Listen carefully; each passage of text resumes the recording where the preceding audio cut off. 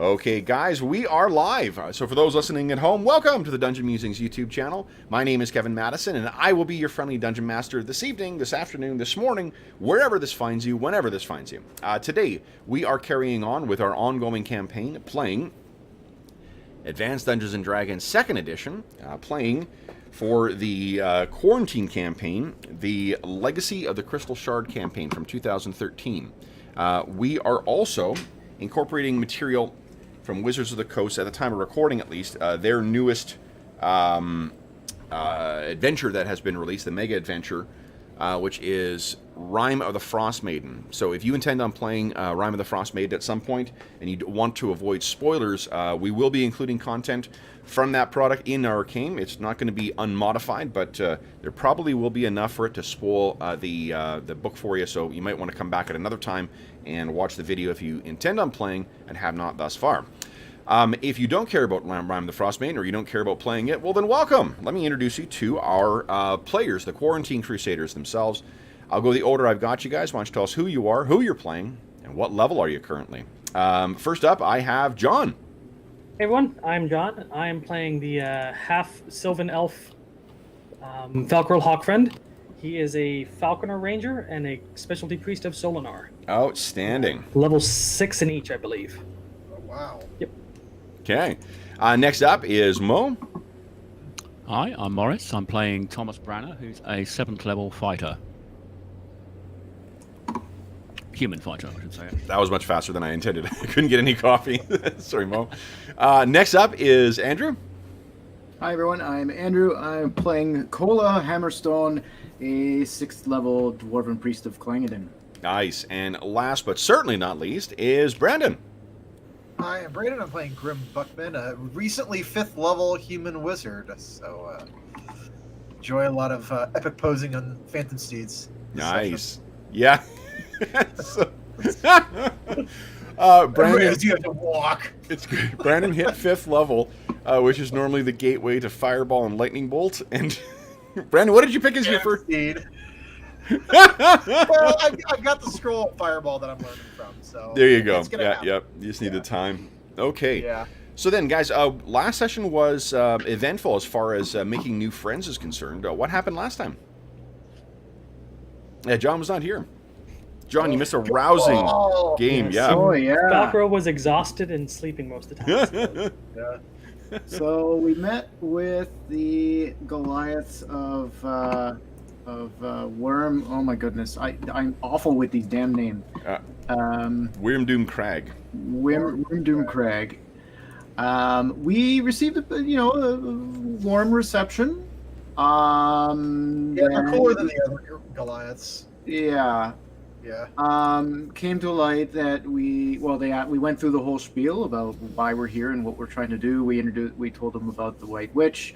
We're trying to rally peoples to help defend the Dale against her. It came to light. Well, they were interested in knowing about the Black Ice and its influence. They weren't sure why it's their problem, given the fact that the small people of the Dale can't even seem to get along and ally themselves together, let alone the Goliaths. And then, of course, it came to light that we had been in contact with the other Goliaths, and it got a little tense for a few minutes, but we were able to convince them that our intentions are purely to try to help these two peoples find a way to settle their differences. We learned their perspective on the story of why they don't get along and they are estranged. The leader of these Goliaths, someone help me with the name. Ugalai, right? Something like that.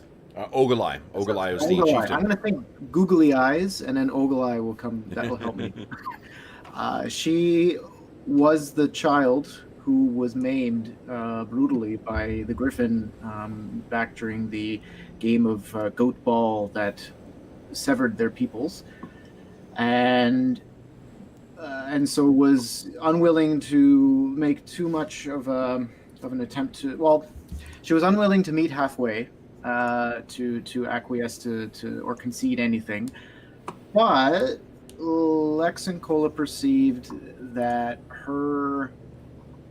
she had sympathy towards trying to make amends and find a peaceful resolution. It seems like she might be tired of the division, and might be willing to talk, but as the head of her clan, she also needs to show strength, and so she's pigeonholed by politics.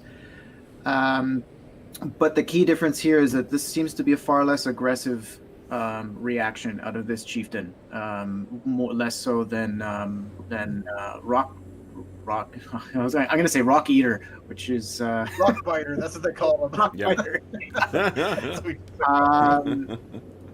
So she agreed that if we can bring Rockbiter here to talk, that she would listen. There's no promises of a peace or reconciliation, but she seems to be willing to at least have a discussion. I was under the impression we persuaded them to meet halfway at this point. Like that she agreed that she still said to come here. There was a Nope. Halfway. That's what she's agreed to. okay. Yeah, we actually made, because of the game.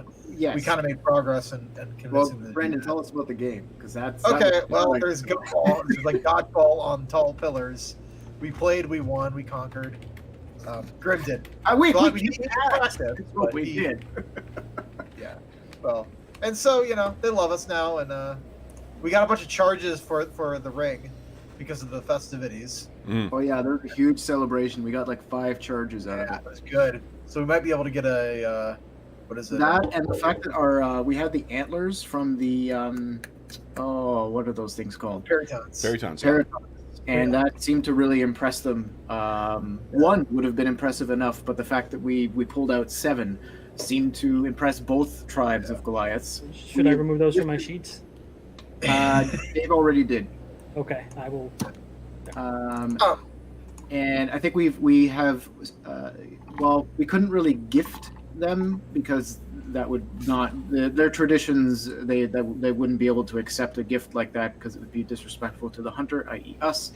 But they have allowed us to, as a sign of respect, they've allowed us to display a set of these antlers here in their home, so we can come and see them from time to time. Anyway, that's a thing that happened as well. Oh, there's also a wounded Arakakra that they were treating here. that had a Oh, broken right. leg. And Yeah. Lex wants me to try to remedy him. He cannot fly. And Kola believes he or Falcarol may be able to do this, but both Kola and Falcarol would need access to slightly higher level magic than they currently have. I.e., we need Cure Serious at bare minimum. So, and I'm about 35,000 And Ken experience. said we can also play Goliaths if we die. Yeah, you guys have unlocked Goliaths as a playable race now. Nice. All right. So then, guys, Do they come with griffins? you've unlocked the tribe that is that does not have griffins. You do have Yeah. goat ball. Yeah, we do. Boy, I can't wait to post the goat ball player kit for fighter. I know. We just done a goat ball league. This is what we're gonna do for the rest of the campaign. Yeah, So, this campaign's transition into goat the ball. White Witch. All We right. challenge the White Witch to goat ball. Yeah, this is gonna be basically Major League, but goat ball. So, what do you guys wish to do now? So you had the evening of rest. We're gonna be picking up on the morning after the celebration for the goat ball game. What particulars do you want to make? Oh, and John, let's show you the overland map as well too, so you can see where you are. I tried to catch yesterday's rerun, but I Oh, was too busy. Oh, no worries. No problem. No problem at all. Okay. I had a kind of a bad headache. Oh, shit. It made for a very unrestful night. Yeah, no doubt. I am well acquainted with those, unfortunately. All right. So this is where I've now marked where Sky Tower Shelter is in the middle of nowhere there. And where you guys are, that is Wormdoom Crag. Did we fly or overland travel? You overland traveled.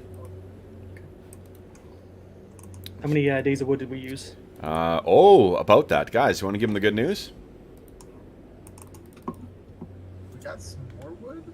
Forgot. Oh, we got lots of wood. The Goliaths fashioned us with That's right. about a week's worth of wood, I think, and we have something crazy like, I think something like 80 rations right now. Okay.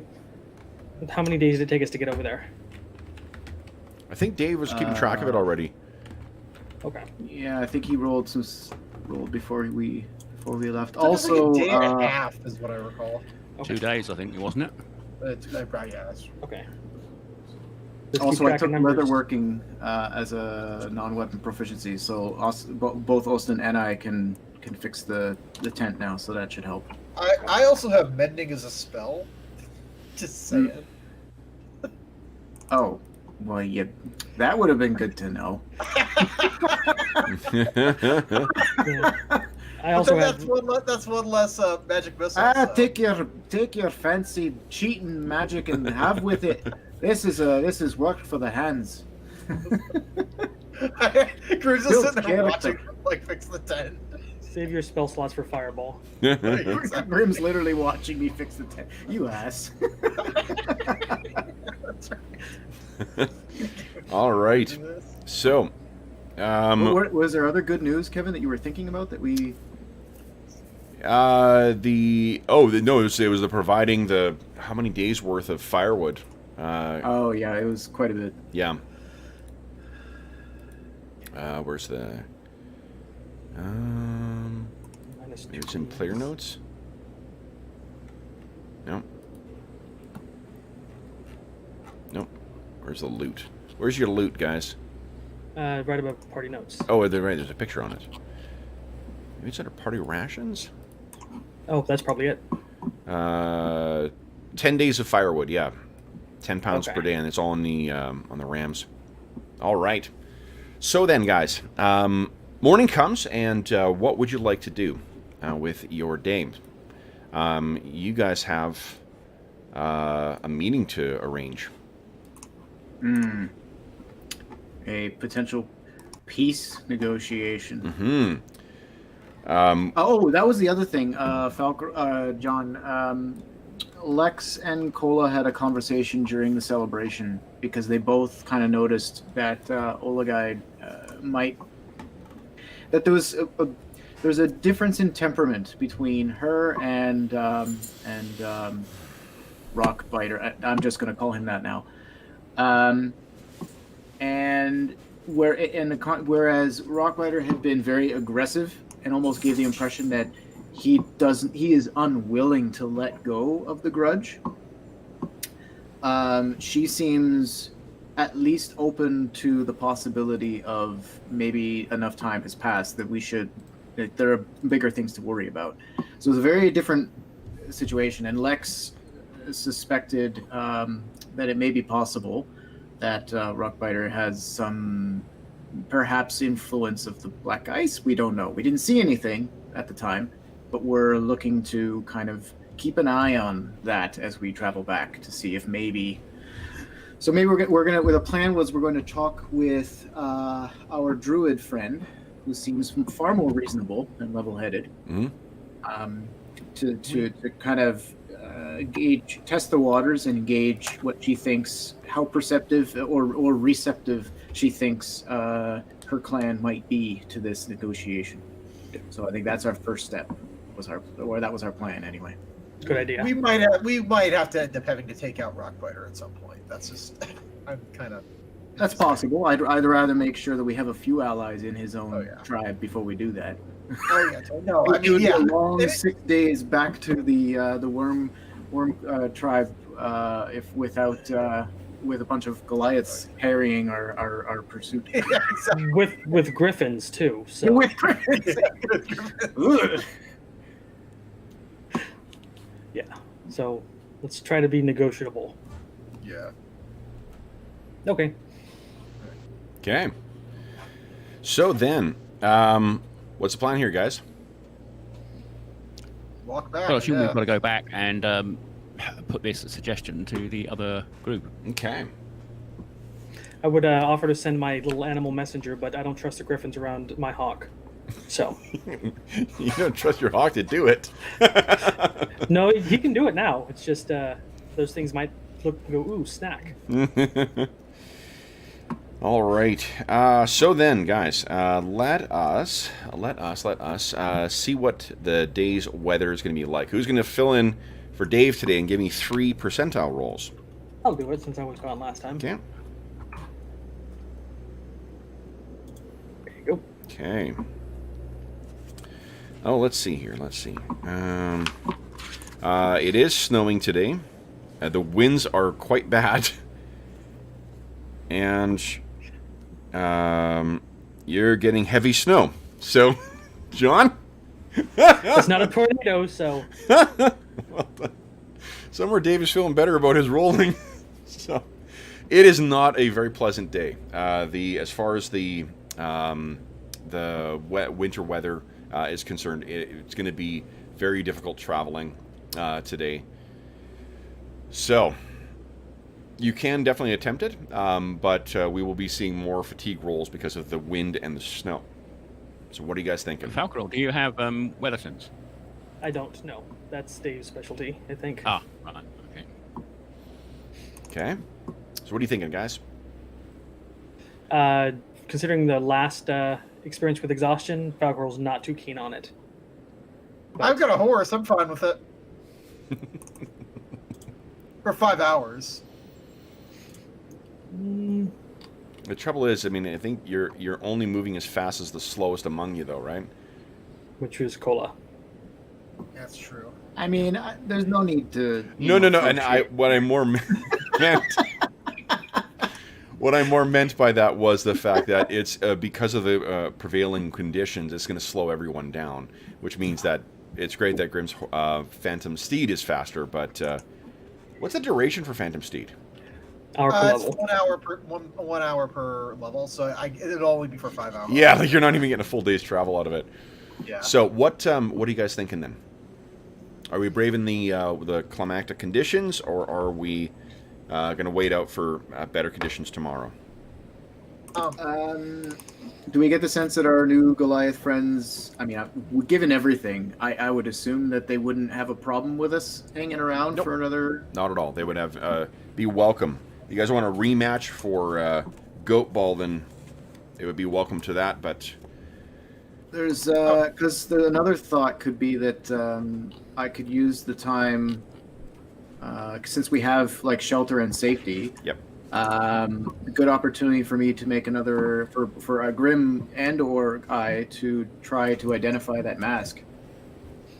Because we'd be able. I mean, it would also mean like not just today, but we'd also have to stay here tomorrow to recover. But we're safe here, and so this would be a good opportunity to do that with relatively little risk. okay.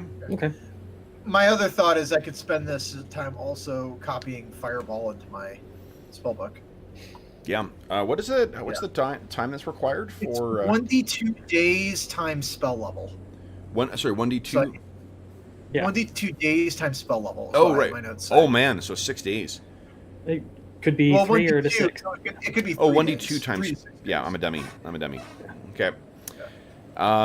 He can get partial way through. Yeah, let's see. Go ahead and give us a. Jim, you're a lawyer, not a mathematician. Yeah, seriously. That's why I rely on accountants.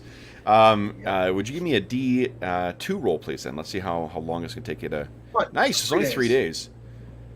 Okay. Okay. All right, I'll take one Well, day doing that. I'll go along with Cola and help identify if we need a second on it. Okay. I'll be pretty much. I'll be at like 3 con if, Okay. for the day. So. All right. So then both of you are going to take the day to try and identify that thing. All right. So then, anything, Tom? Do you have anything you want to do today then? I don't know. Could we go out hunting? You could. I mean, yeah, you could. Give us a percentile roll. Wait, hold on. Because you got a longbow, right? Or a short bow or something? I'll have a bow. Yeah, I'll have a bow. Yep. Yeah. Go ahead. Yep. Absolutely. Just give Am us I a the only one? percentile. going? Or are we? Yeah, I think you'd be the only Remember, one the going. more that you have coming with you, the lower the chances are of you finding prey. So just give us a percentile. Sorry, my fingers are being dyslexic. Okay. Electric tonight. No, it's nothing today, which is not surprising given the the conditions. All right. So then, with the day coming to a close, there's nothing else that's eventful during the day. The Goliaths support your thought to wait out the weather. And Andrew, if you're the first one up, why don't you give us a percentile roll? You've got a 30% chance of identifying now? 50 if he's Oh, it's 10 per fifth level. Right. So 60, yeah, because I'm level 6 now. Yeah, good. Yeah. Oh, give us a percentile roll. Let's see. 1. Your head explodes. Oh no. That's actually a good Wow. roll. Is that wait? I keep That's- forgetting which when Yeah, we're doing no, that's good. percentile rolls, That's I good. That's forget very good. If I want good or bad. Yeah. But. Yeah, you Okay, roll well, under that- the number. so I basically rolled as good as I possibly could. natural. Yeah, one? that's it's. I know all of the things. I know this thing. I know the crafter who made this fucking thing and his mom. All right, let me just find it here. Alrighty, party to open. All right, so what this thing is, for one, the exterior. At first, you thought it was wood, but you've come to realize that it's some kind of like calcified fungus that has been carved into and it's like a dark, like bluish, purplish kind of color. The vague look on the face appears to be like a long, angular kind of humanoid. Definitely not dwarvish because there's no beard on it. And Could be a female. it could be. Do I know? Does my herbalism give me any sense of what that fungus might be? You're not familiar. Give us a what do you call herbalism check at -8. So take. Oh, okay. It's a different. You might know. You might have read about it somewhere, but it would be unusual. Yeah. Oh no. No. Yeah. Nope. You lick it. Ew. I mean, I'm not that nuts. Okay, so what it is oh, I gotta. That's why I got my pen. Where's my? I've lost my sticky tab. Trying to find the XP value here. All right. So what this is when a fighter dons this mask, they receive +2 bonus to their thacos and their saving throws. They do not gain any additional hit points or proficiencies, and characters of other classes wearing such a mask gain the thaco of a fighter equal to their level instead of a thaco of their class. And each day, the mask functions once for as many turns as the character has levels. This is a mask of combat. So basically, what it means is whatever level you are, you can put this mask on, and for your level number of turns that do not need to be consecutive, you can have either the thaco of a fighter, or if you're a fighter, you get +2 to your thaco, +2 to your saving throws. So we're talking about 10-minute periods then? Yes, a turn is a 10-minute in this one. Yeah. I assume he'll put this in the Discord after, but it's pretty good. So is it specifically fighters or warriors? Fighters, specifically fighters, get the +2. A ranger can put it on and get the thaco of a fighter, but We already have that. limited utility for them. Yeah. Don't even think about it, Grim. And obviously, I think Tom would make the most sense because Grim's. I and, know and that. of course, because I rolled so well, I also know whether or not this thing is cursed. No, obviously not. I mean, if you put it I don't on, know. one surefire way to find out. Yeah, for sure. Well, I mean, it doesn't benefit clerics, so I mean, please go ahead, be my guest. Yeah, it does. benefit It would make your clerics. cleric, like anyone who's not a fighter, your thaco becomes that of a fighter, which is basically 20 minus your level, or your level 21 minus your level. that would be something for Cole. It wouldn't work with the beard. It would clash with the whole look. All right. Would it give them the attacks as well? Nope, just thaco. No, it's just the okay. Yeah. Yeah. I mean, that's still pretty amazing. Thaco and the saving throw bonus, or just So The Thaco. fighters gain the Thaco bonus and the Okay, others only saving get throw the bonus. Any other class only gains the Thaco. Yeah, okay. Yeah, Sorry. either Tom or Store, but Tom would probably be the best bet for that. Tom's also, and this is no shade to Hobbs. Mo is also able to join more often, and so we might be able to actually see this thing in action sooner. Plus, maybe also deal with any potential ramifications a lot sooner. Because they would presumably manifest earlier. Okay, well, I'll take it with me, and we'll try it out in the next combat. Okay. All right. All right. Also, nice. I guess I might as well put that ring of mud on. What the hell? We'll see if it's a curse or not. Whatever. Only one way to find out. If you don't want to wear the ring, Falco's more than willing to risk it. John's already got Well- a Goliath character made up, so if he disappears to the elemental planes. Cola's already, Cola's no stranger to curses at this point. So. You know what I'll do today too is I will post the rules for Goliath on Discord as well too, just so you guys know what the stats are. Fair, Okay. because I guess if I do die from some sort of curse, I'll come back as a badass. Oh no, not to do just because otherwise I will procrastinate and I will forget to do it. Okay. Yeah. So Sure, I believe you. No hints at all. yeah. All right. So while this thing is howling outside, there is I think let's see, none of us. John, would you give me a intelligence at -4 roll, please? I can do that. Yeah. My intelligence is decent.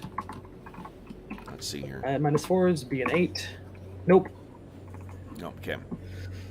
All right. So then, what are you guys thinking?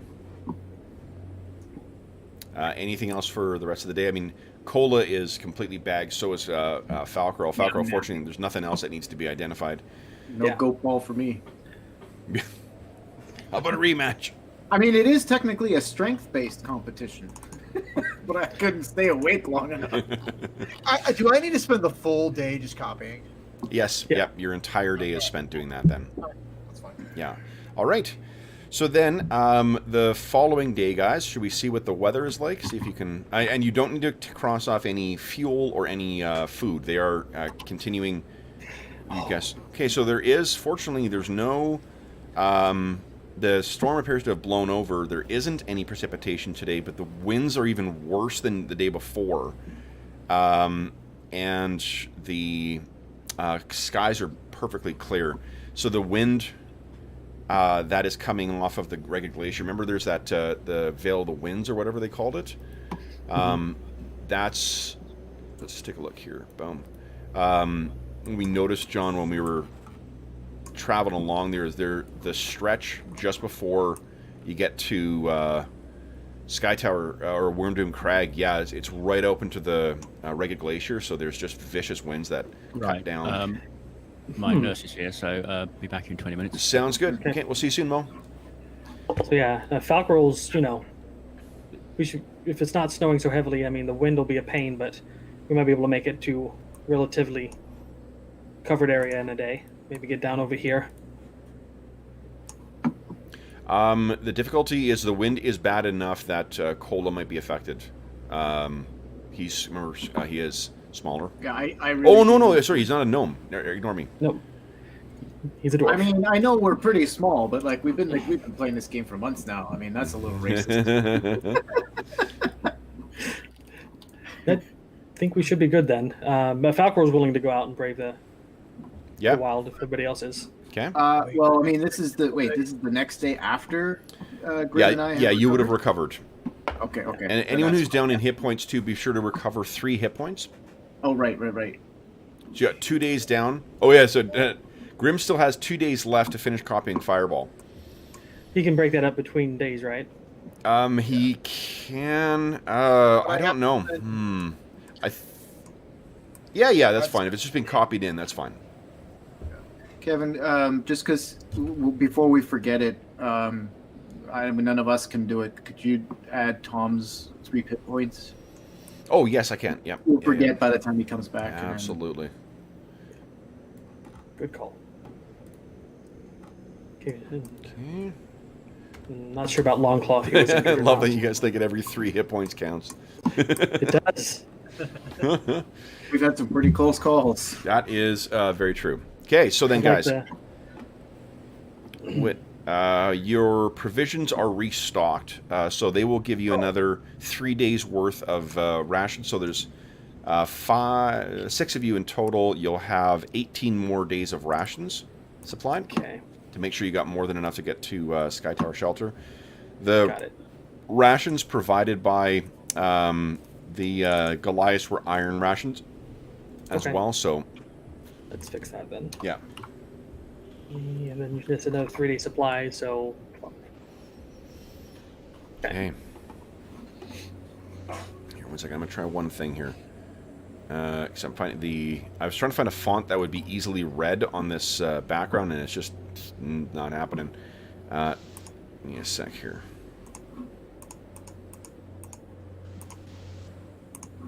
Actually, fuck it. I'm just fussing for no reason. All right. So then, let's see what is happening today. So where are you guys hoping to get to? Back to Sky Tower Shelter, I believe. Okay. Yeah. So you're going to move because of the wind. You will move at half pace, or you can push yourself and try and go regular pace. Gotcha. Well, I have a mortal wound that I can't force march, so... Oh, never mind. Yeah, shit. Okay. So then, let's see here. That will put you. So, While we're walking, just to show off here. For 5 See. hours, like all right. So you are right, guys. Get to around there today. All right. The going is. I mean, fortunately, there isn't any. There isn't any snow falling down, but the snowfall from the previous days is sort of packed up on there and being picked up from the winds howling down from the northeast, and just like not only obscuring part of the horizon fades away into a hazy white mist of blowing snow, and it is just like any bit of your skin that ends up getting exposed to the elements is very, very quickly grows numb, and you have to sort of, bundle yourself back up to avoid getting any kind of frostbite. If anybody needs endure cold, I can help. So, Okay. Do you cast any spells before you set out? if anybody wants some, I have 3 endure colds I can hand out. I don't need one because of my halberd. I cast Phantom Steed for the fun of it. Okay.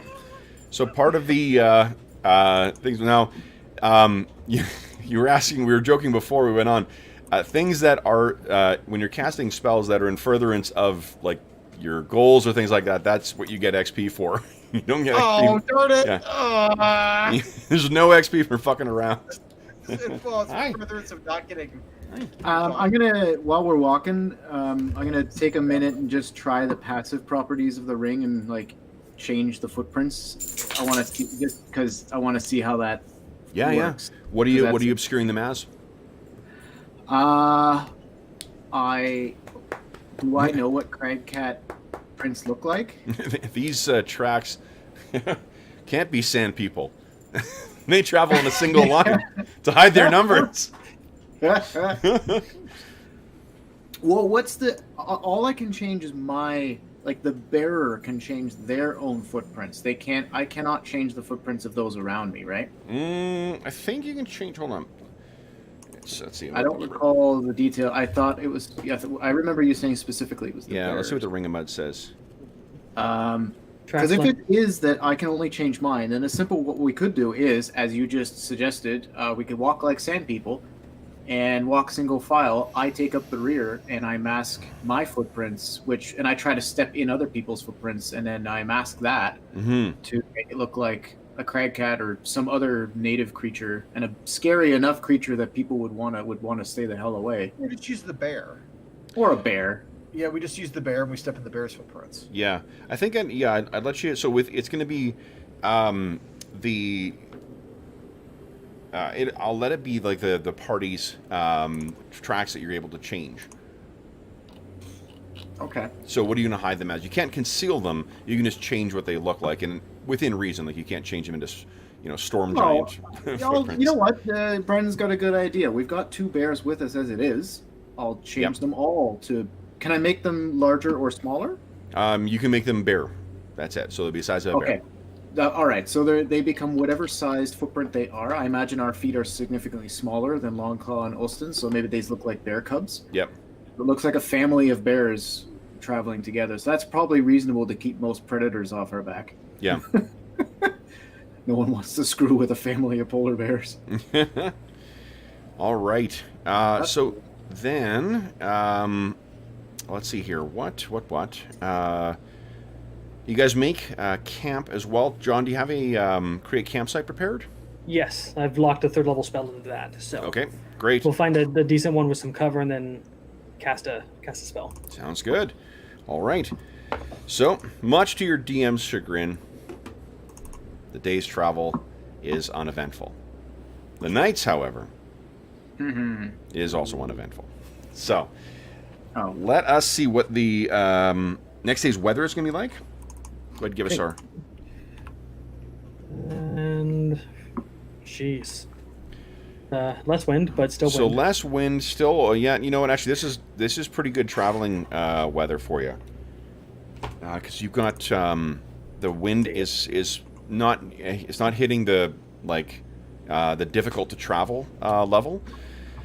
There is no precipitation, and there is no clouds in the sky. So you're going to have a pretty good... Actually, that's not good because it means it's reflecting off of the snow. So those little goggles that you guys picked up from what do you call it? From Care de Naval. Yes, great. You marked down the rations. Great. So 6 rations plus 5 for the Yeti, who has been following you along since you left Sky Tower Shelter. What do we do for the Crag Cat too? It's been left out for the Crag Cat. Crag Cat you haven't seen since the Yeti's been lurking around. Okay. Wonder if we can get a quick hunting trip in before the night closes. Okay. Most disposed. I might also do an herbalism. Look for herbs. If Austin and Longclaw... yes, you absolutely can. So why don't you just give me 2 seconds here, guys. Today's the day we got to climb back up the mountain, though, right? I don't think so. Yeah, it's first because it took 2 days to get up there. Then we got to climb up the mountain. But you made bad progress last time, or yesterday. Remember the wind? You only traveled half the distance. Okay. So it might be on the 3rd day we come to the mountain. All right, that's the day I want Phantom Steed. Okay. Yeah, probably better once we hit the... Phantom Steed is... does it create any kind of thing, or does it create a horse? Specifically a horse. It's specifically a horse, but it's a phantom horse. That does not make it fly until you're higher level. No, I know. So, I'm just saying, it's more so that I don't get exhausted. I don't think the Phantom Steed gets the thing is that it's not that. It's that on... there's a reason that you don't see mountaineers using horses is because on scree, on flat stone, their hooves have no traction. So it's an easy way to lame a horse or to just injure yourself as you're falling off a horse. I think at higher levels it starts getting the ability to ignore bad terrain. Yeah, and then the reason I was asking is if it turned into a goat or a ram, that's where the reason the dwarves are using those rams is because they have their hooves are different from a horse's, not as fast, but they got the traction. It is specific. This is the level of fidelity that you shoot for in your D&D games, right? What is the impact of my mount's hoof on the terrain? Yeah, similar appearance and size of a horse. So I mean, it could be like a unicorn, but not probably a goat. Yeah. All right. Oh man.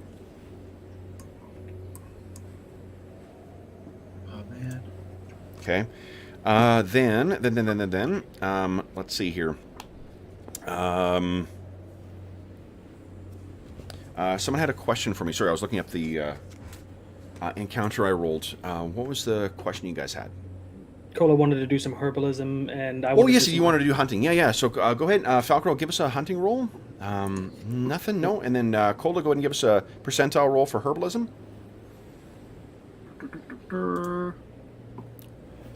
Interesting. You found something. Okay.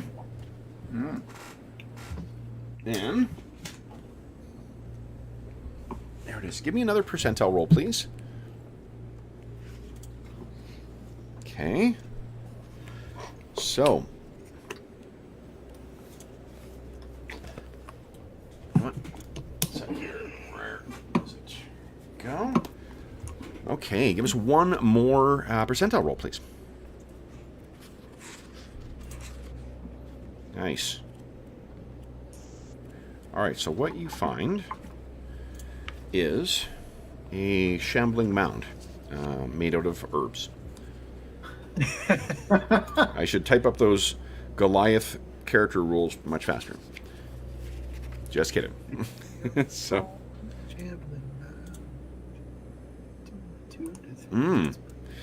So what you find is, I think these are berries that you find on a small like a small bush, and if you what you know is that if you dry these and treat them appropriately, what you can do is you can consume these things. It's fire wilt weed. And what it'll grant you is for one turn, it'll give you a +4 to saves versus fire and minus 50% damage from fire. Ooh. Give us a D6 roll. Let's see how many doses you find. Could be good. You're dealing with Grib after all. He's going to get fireball soon. Yeah. So 3 doses of it, and it is fire wilt weed. Ooh. Well, this is useful. Yeah. John, you're writing that down? Yes. Awesome. Thank you. So +4 versus saving throws for fire. Yep. And 50% resistance to fire for one turn. Yep. Or okay. John, while you're there, I have this as well from a previous search for herbs. Oh, is that on your character sheet?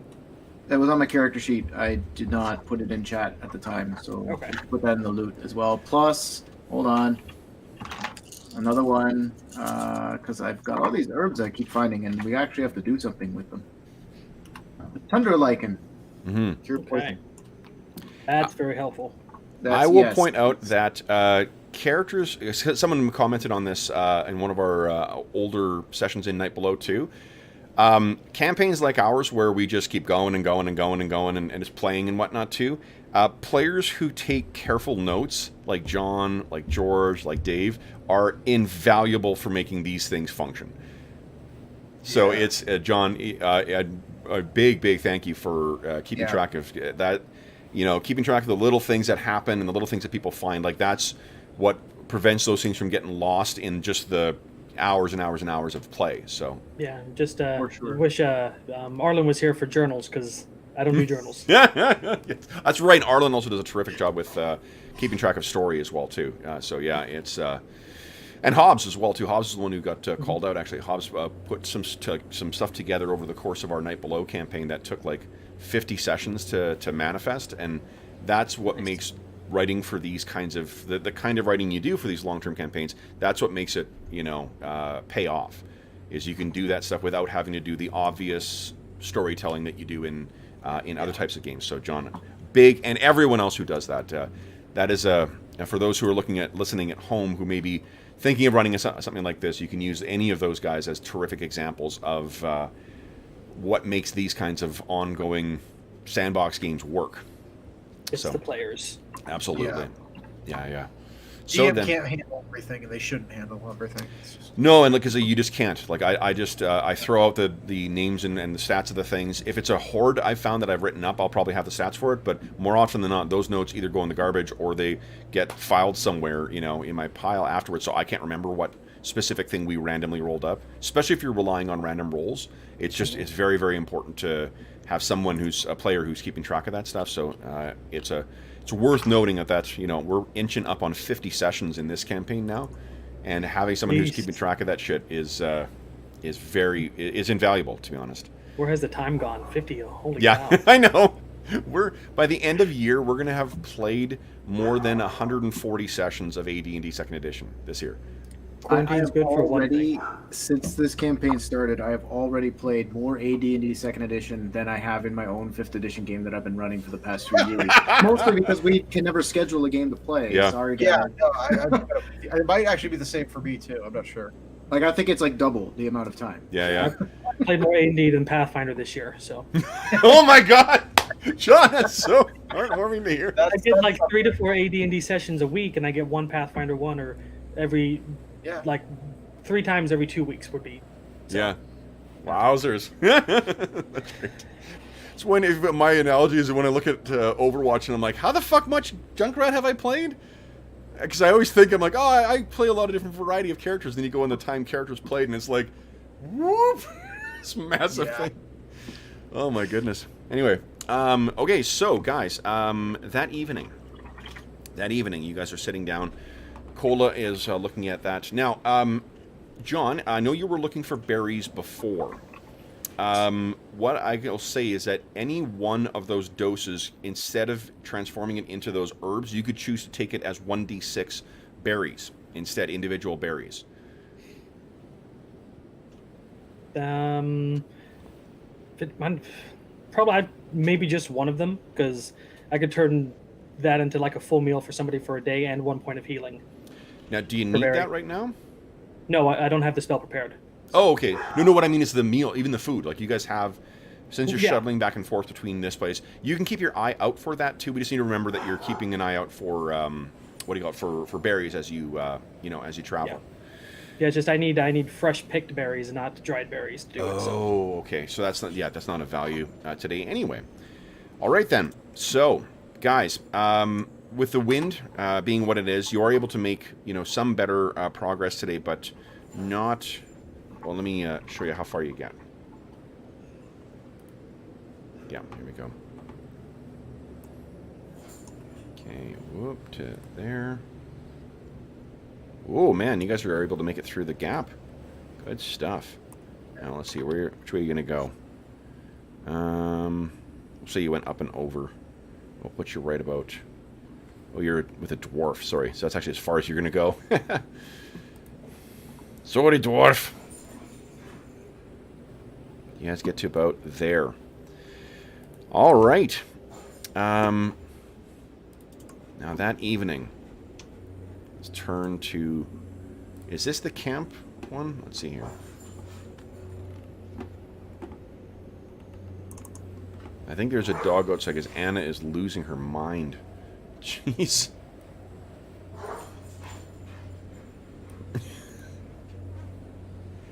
Give me a second. I'll be right back, guys. No problem. Sorry.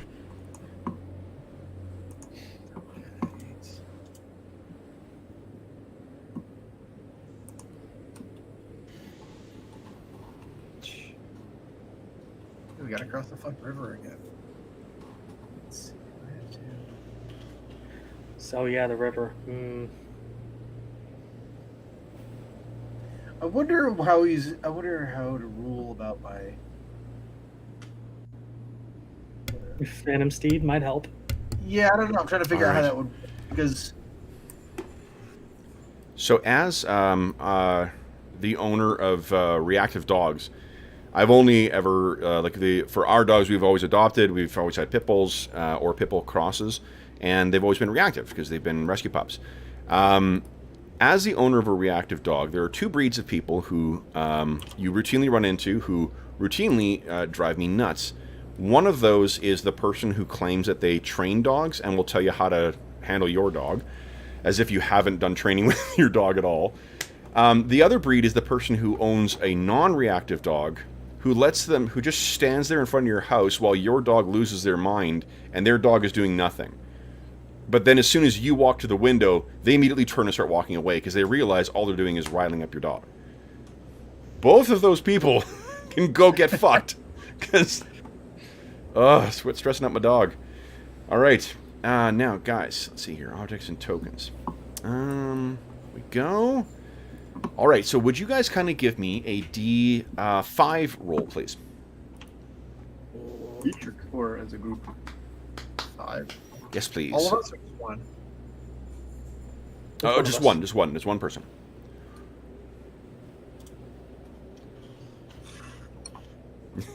Anybody? John, we're No, designating you designated roller unless... Okay. Oh yeah, okay. 4. All right, so let's see here. Chief. Okay, interesting. So, I was thinking it was going to be Grim rolling himself, but I rolled Grim. okay. No, you didn't. Actually, Oh, good. Okay. I had to rework it because of who we see right now. Grim, would you leave your wolf outside, do you think? Yeah, I usually. He doesn't stay in the tent with me. He's a Yeah. wolf. Yeah. Yeah. And the Okay. last time I left a dog outside, didn't end well. True. Hopefully, Uh-oh. ends better with the Yeti. Oh no. Oh, is the Yeti could be inside with us? No, he pulls heat from everybody. Yeah. So, And he's not Oh, particularly comfortable there as well, too. The all right. It is the one that has been able to sort of like deal with him and kind of scritch his head and stuff like that has been Falcarel. the Because of his halberd's really useful. yeah. Okay, now hold on, guys. Let's see here. I'm gonna check one thing here. Yeah. The cold doesn't bother me anyway.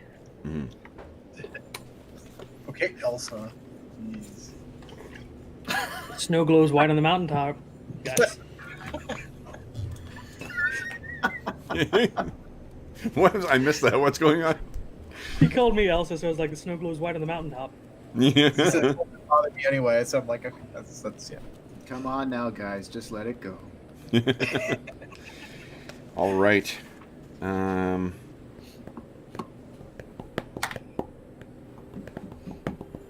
It's great. Yes. Yes. No. That sounds great. All right, guys. Let me just set up one thing here. It's windy today too, isn't it? So It's windy, but it's only -2 for range attacks, not the -4. All right. So then, let me find my tokens here. Tokens. Okay. Where? Oh, where?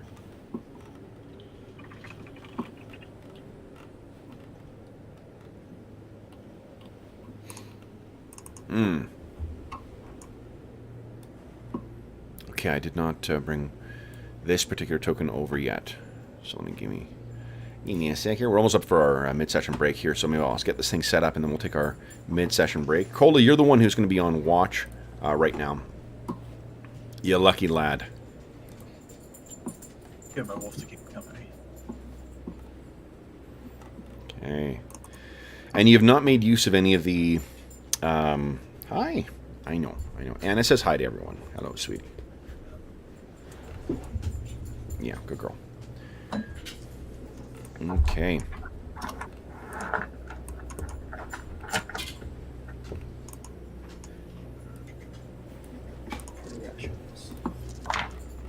There we go. Okay, I got it, guys. Now, oh, jeepers. Okay. Size of this thing. Ooh, that's awesome.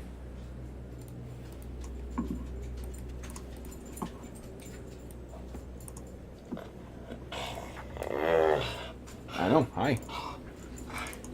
That's the sound you hear from outside of the camp. not so scary then. Give us a growl. Yeah. Give us a growl. No. All right. Sound effect. Okay. Okay, so Cola, you are keeping watch. Yeah. When let me move you over to the. Yeah. Oh, I can hear it outside. Oh, Anna. I think we've got some wolves, guys. Exactly. Winter wolves. Ready-made sound effects. Hey. What's outside there? All right. So, Cola, this is where you find yourself. Everyone else is dead asleep. Grimm's stone wolf is covered with a small skiff of snow. Would you give me a D10 roll, please?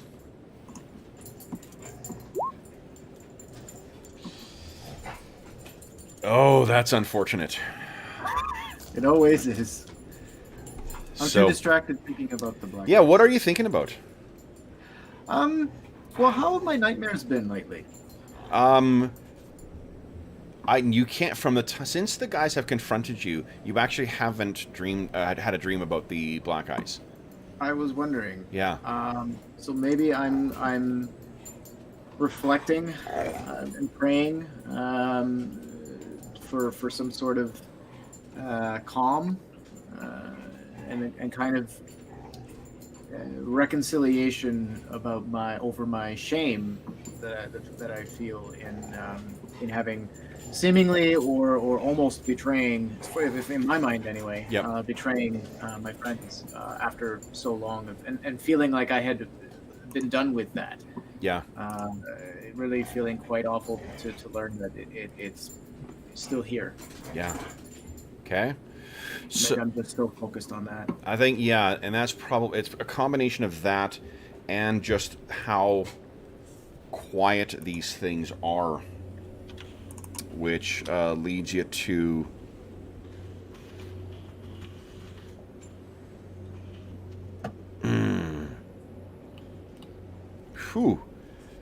to miss what comes leaping out of the darkness.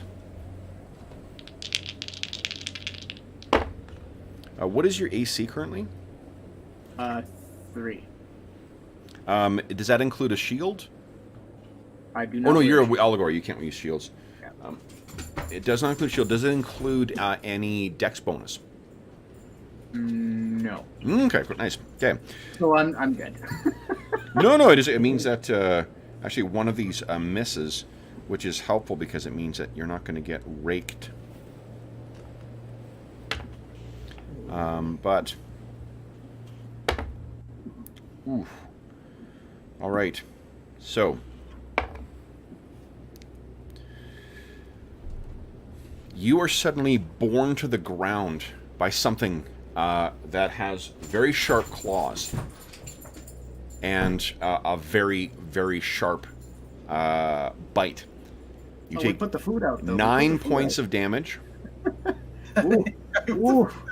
from the bite.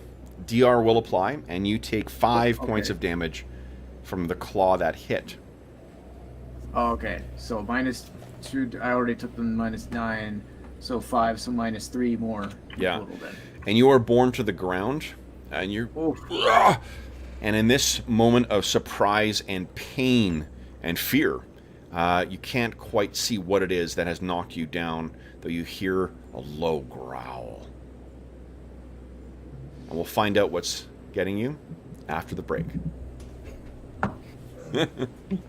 All right, so then for those listening at home, we are going to take our brief break here, and then we will be back momentarily, and we'll see. I'll check in with chat, and then we will see what is bedeviling our heroes. Nice.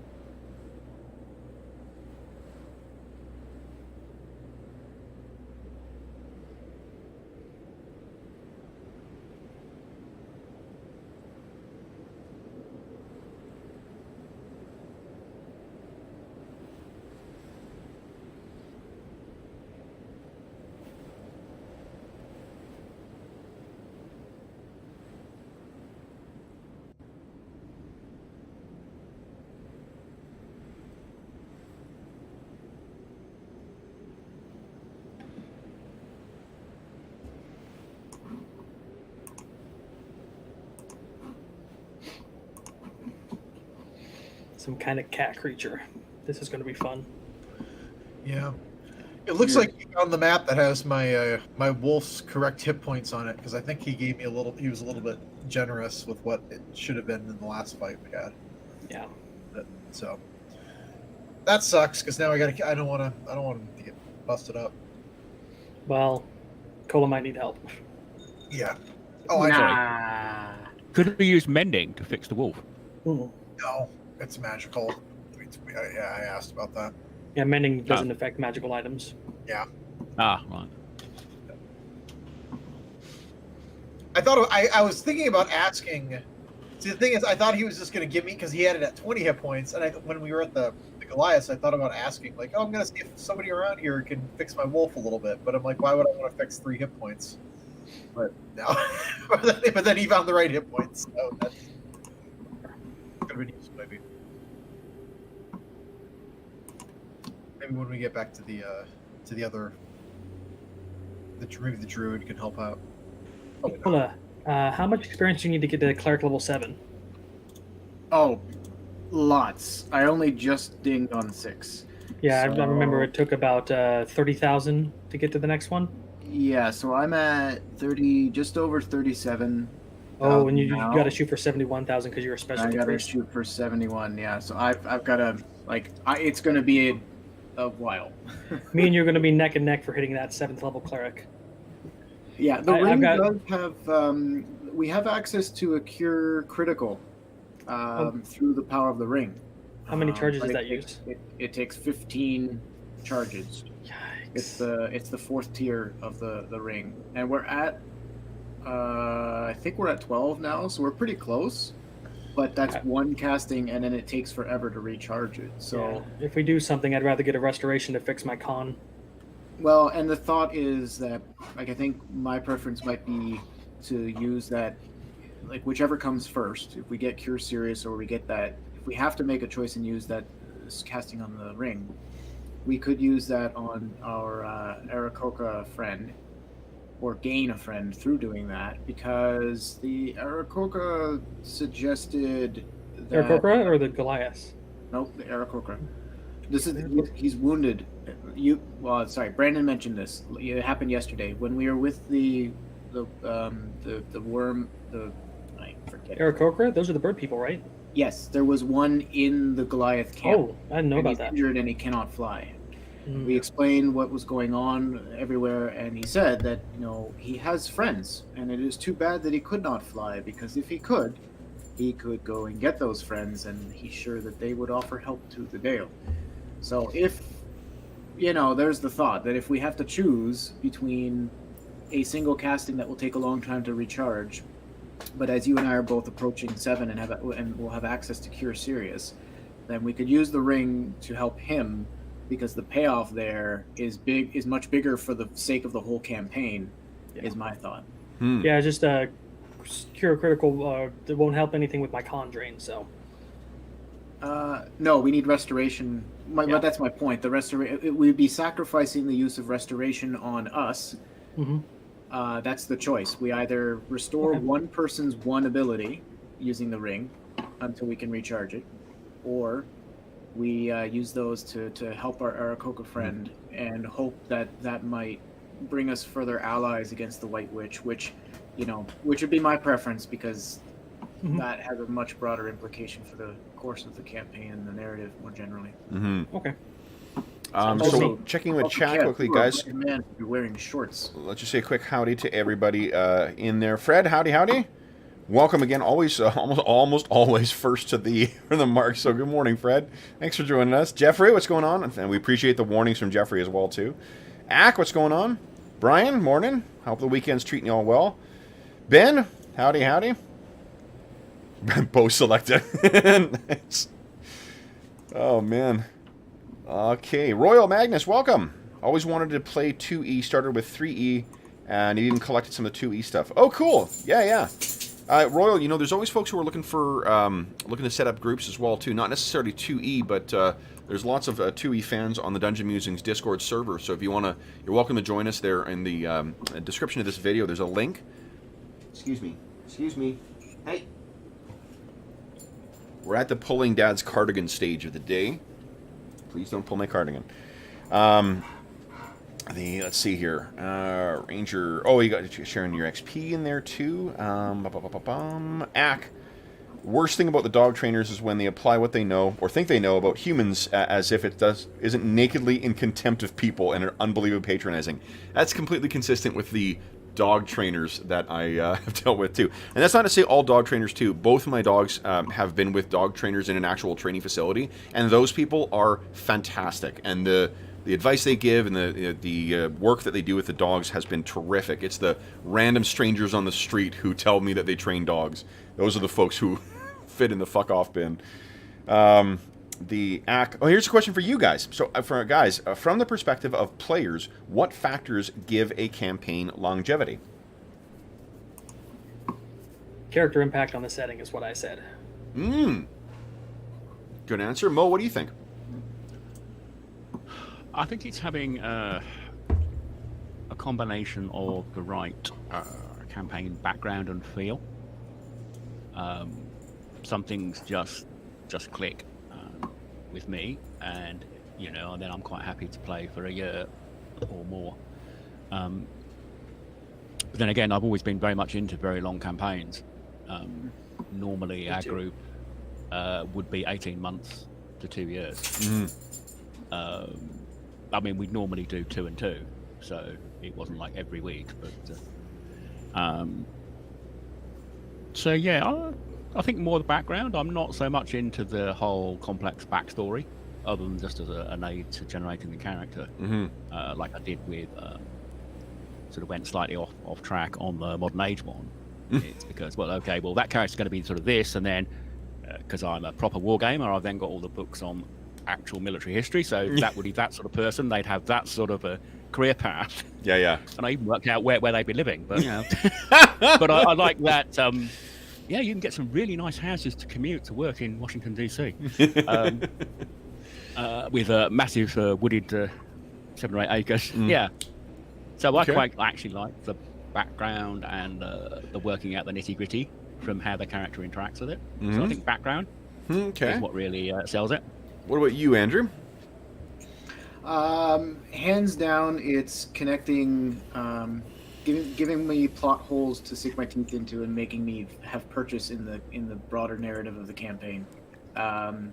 Whether I had in a 5e game that I'm a player in, my character is a rogue on the run. He's a spy fleeing from people who are trying to kill him if they know he's alive, and so opportunities to interact with the underworld and avoid that and kind of add to that story means a lot to me. Here, sometimes I've actually felt a little guilty that Cola ended up becoming so central to a lot of the plots that we've had in this campaign, but I have fucking loved it because it's that really made me buy in and feel emotionally invested and connected to this in a way I wouldn't have otherwise. I've never been combat's fun and all, but that character story and the narrative is yes, guys, I'm one of those. D&D is a collective experience of telling a story as a group.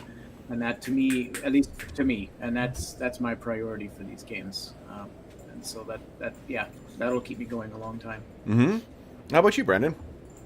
Well, I answered it in the chat, but I'm just gonna very briefly. I think one thing that it's kind of boring, but life. I feel that with a lot of people, it's just if you have a group of people that are willing to commit to a certain time and can do so on a regular basis, or you have some flexibility with the time, like what we have here, I think that can keep it going on long. When you've got 4 people who all have really busy schedules and you're trying to schedule things regularly. I had this thing one of my favorite campaigns that I have is one that I'm not playing right now because we kept missing each other on scheduling things. Yeah. And it's just I never sent out another survey again, and I probably should because that was a fun campaign. But it's just I just think that kind of curate your group to people who can have the same level of time commitment. Yeah. Whether that's a week or every 3 months, it could be long running in terms of if you all agree that once every 3 months we're going to play this game. So yeah. Toward that end, I think D&D is kind of like a drug. You got to get your fix every once in a while, otherwise the story starts fading away and you come out of it. Yeah, and I've had definitely some players who have said that because like I, as a DM in that campaign, have all the stuff in my head for months and months and months, but the players are like, we forgot what happened 2 months ago. Yeah. Like, yeah. Well, and that's the thing. Like the two, my 2 cents from, and this is from a DM's perspective. Like I play very rarely, but the consistency of a date. If you have a date on your schedule, like this is when we're playing, and if we're not playing this, we're playing something else. Like you show up, you're going to play a game, guaranteed. And the way that for these types of campaigns with a bigger cast that you have to sort of accommodate. And I don't know why it took me so long to do it, but just dropping the need to come up with an explanation for absences in a game is one of the best decisions I've ever made, and I'll never go back to try and come up with some cockamamie reason for why people are absent. It's not a TV show, it's not a novel, it's a game. I don't care if there's logical inconsistencies why some player who is central at the end of the last session is not there. I don't want to sacrifice everyone else's fun and the momentum of the game for the sake of continuity fidelity, it's just and that's not like other people will find that frustrating because of the continuity whatever issues. For the games I run, that's one of the things that has been the best, is we don't really care if someone's not there, so they're not there, full stop. We don't have to explore why they aren't. We just know that this is who we're playing with today, so let's play, and whatever there's sometimes, like very very rarely, where we have to like iron over some uneven parts, because of that. But I can't even think of one example in the 130 games of AD&D we've played so far, and no one focuses their attention on that thing either. In any role-playing game, there's going to be logical inconsistencies in the rules, in the setup, in the game, and whatnot. It's a fictional thing. It's always going to have tattered edges. But if you don't focus on that shit, or you try your best not to focus the attention of the game on it, like the fact that we don't make you guys use enough rations for the whole party each time. It just means some days you're eating less, some days you're eating more. Doesn't matter. The impact of that in the overall campaign doesn't really matter. And a game that you can seamlessly just keep on playing as well too. Like one of the real strengths for AD&D, second for this stuff, is we just give XP each time. The fact that there's a level disparity between you guys doesn't really impact on the game.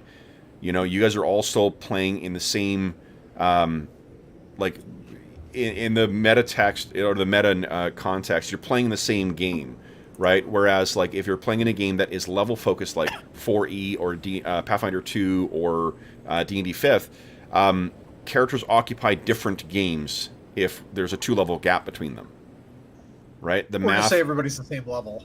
Exactly. And then the problem with a rotating cast and the leveling is that if you got players who are only able to play on like every now and then, or who could play for a long time and then they were gone for a bit and then have come back, if you are keeping everyone at the same parity, you're adding an extra onus on them to learn their character at this new level they've never played them at as well. That's true, yeah. And that's always been my one of the reasons why I've not been keen on keeping everyone at level parity in some games, because I want it to be an easy transition for the person who's missed a couple of games to jump back in, and I want them so they're not going to have to like relearn a whole bunch of new abilities the character has, but also I don't want the game to punish them for doing that. Mm-hmm. So that's something also that I think where the selection of game really plays in for a long-term game like this. Yeah. But that was a long delay. Hopefully that gives you a good answer there, Axe. Yeah. George Jury, nice. Oh, George, that's so great to hear in chat, too. George, you'll be so pleased to know I had arrived this week, Day of the Destroyer. I finally got myself a copy of the Champions 4th Edition adventure, Day of the Destroyer, and I've been thinking about running it, so I hope you enjoyed that. Anyway, that's it. We've made Cola tortured enough here. So let's see what it is that has battered him to the ground and is currently causing him pain. So you ready, Andrew? Oh boy. 1, 2. Rolling up my Goliath. 3. Yeah, I'm shocked. Shocked, I'd say. What you'll be less shocked with is... Maybe I should have made the tracks appear as a Craig cat instead. Oh, well, okay. 2. No. Oh, shit. Well, after we've been leaving you the food jerks. out to them. Just a sec, guys. I hate to do this just as we're getting tense, but the doorbell just rang. Yeah, of course. Go ahead and answer the door. What? What are you doing down there, Kev? Jeez. The rations didn't even tempt him? No. The rations were gone. Assholes. You got a Yeti that's been eating all the rations, right? Yeah, that's No, true. I thought we've been leaving them out. The narrowed eyes from John of like, all right, that's not bullshit. Yeah. That's great. It's a good thing we got 2 polar bears to help. Heck yeah. Now, you guys can't see the numbers on the bars. You can just see the bars, right? Just the bars. Awesome. Yeah. I figured out how to do it. It only took me 3 fucking tries. Okay. Oh, my goodness. And, of course, Cola's the one who's on the ground, too. Oh, boy. Yeah, and it's, you know, for these kind of long-term campaigns, too, you're not, like, committed players or players who want to keep coming back and want to keep playing and get involved with the, you know, interrogating the setting, learning about the setting, and that's all great stuff. And it allows for, you know, for this type of adventure, I think it does a really good job of giving, like, players who aren't as concerned with their backstories, like, you know, Mo's character, Tom, we know very little about Tom's backstory. It very rarely comes up, but it seems like, Mo, you've been throwing yourself into the story that's going on in the campaign as opposed to the backstory, whereas knowing that Andrew likes more of that backstory and rich enough stuff too, I sort of took an opportunity to weave in some of that backstory so he'd have an opportunity to do more of the heavy role-playing and whatnot. I'm trying to make sure that everyone gets, I know, John, you like some of that stuff too, so I've been writing in some stuff with Solinar, but not... I do like that because I tend to play characters that skim the edge of the spotlight and don't like being in it too brightly. Yep. And he likes to support the hero, the one in the spotlight, and ride the wave with It's him. funny how many DMs love playing support characters, because that's like, I love playing a healer. In any game, I'm happy to play the like noisy sidekick who does the healing and does support shit. That's my favorite character to play, you know? My favorite role is support, so... Yeah, me too. And I think it's partly a DM thing, because you know it's part of a collaborative enterprise and whatnot, so... Has anyone seen Stargirl? No, I haven't. No, you can't access it in Canada. There is explicitly, in the backstory, there is the sidekick for the hero. Oh, yeah, Stripey. I read the When comic. he gets told, he just goes, oh, no, you're the sidekick. Yeah. And because he wears a stripy shirt, he Yeah. doesn't need to wear a mask or anything. He just takes the stripy shirt off because he's just Yeah, because that's all people remember. It's a great... So the comic it's based on is by Jeff Johns, like really early in his career, and I can't remember if it's Stuart Immonen or Lee Moder. I think it's Lee Moder who did it, and Lee Moder is one of these artists who was like... He did some really fucking awesome stuff in the late 90s, early 2000s, and then like he must have gone to work in something else other than comics. But awesome artist. So if you do enjoy that, Mo, it might be worth tracking down the Stargirl and Stripesy Stars and Stripes, I think the comic was called. Well, when the shop reopens, I'll have to. Yeah. Because I still haven't managed to pick up my copy of Rime of the Frost Maiden from them. Oh, really? And I suspect when the whoa. lockdown stops, then I said, oh no, we unfortunately sold it, so we'll just. Oh, no. Shit. Oh, that sucks. All right. I've got a spare copy of Rime of the Frost Maiden. I got double from Amazon, so I could. Nah, well, yeah, it would just cost so much to send it. How badly did you want it, Brandon? Well, I don't know. I'm trying to figure out if I can get this back and maybe get some credit. We'll see. That All right. and the Pathfinder Game Master's Guide. I got that too. Oh, yeah. That's a good book, too. Okay, so, Seems like it. guys, Andrew, you were the one who was on the ground being mauled by a crag cat and soon to be lunch for another one. Would you kindly, let's start with you. So, everyone, I guess who's only Andrew and everyone else is sleeping. Andrew, would you kindly give us a, decide what you're doing with your round, and then would you kindly beat my 4? Oh, thank God. Nice. Question. Yep. I mean, so the wolf. I have to be awake to give the wolf like commands, though. It's just gonna sit there. And, like, Yeah, he's right now Okay. is a statue. Okay. Yeah. Yeah. Yeah. That's your subconscious wishes. Yeah. It's going out and murdering like a bunch of wizards in Candlekeep right now. Yeah. All right. Oh boy. Okay. Narrative what do I notwithstanding, do? Cola, you're not grappled right now. So It's not like no. I missed with hitting one you of its down? paws, so it wasn't able to Okay. bury you to the ground and then rake you with its back legs. Okay, well then that actually. Oh shoot, because I was going to command it to get off of me, but that may not work now. Well, that's not the best idea. Does command require understanding of language? That's a good question. does. It probably does. Yeah, I thought that. In which case, a Grey Cat probably. Well, we've used it on the Yetis, but we've already we've explained that the Yetis are smarter. They're not. Yep, Yetis they're are not- sentient they're not creatures. beasts. Yeah, They're, must be in a language understood by the creatures. So unless these things are then- domesticated, they wouldn't have worked anyway. Yeah. But I don't need it because I'm not pinned. yeah, Can I stand? these things and- are and- acting on a 10. I'll tell you. Okay. Make some noise, Okay, Cola. so Yeah, crying yeah, out. well, yes. I mean, my first priority is to cry out to the party to wake the hell up. Okay. So then everyone give us a can I D10 roll. stand? Let's see who's surprised. You can add your personal dex modifiers for surprise or the reaction modifiers. Okay. I am very surprised. Everyone is awake. Could I also like stand up and perhaps? Well, I guess I can't move. I'll get it or without provoking. Standing up is, I think we've been saying it's standing from prone is half your movement. Okay. And I guess calling out was the action. I don't suppose I'd be allowed to That's draw free, my free. axe. Unless you're indulging in a soliloquy, it's a free action. Nobody got time for that right now. No. Well, then I guess my final thing, if I could. The can rest I of the draw stage goes my- dark and a single light illuminates Cola. And that's when I decided well- that... By the campfire. All I want is another hit of black ice. Okay. Yeah, I bust out Hammers or no, never mind. I can't do Alexander Hamilton with that name. You get copyright striked. Disney The, owns that shit now. can I draw my axe then as a final? Yes, Thank you can ready your axe. Yeah. Yep. 'Cause I don't think casting silver. I mean, that would probably be The thing is, pushing it. so you're, notwithstanding that you're prone, you could stand up and draw your axe and attack. Again, the reason that, so this is something we talked about on the Discord, but to clarify for John about the pole arm with the reach.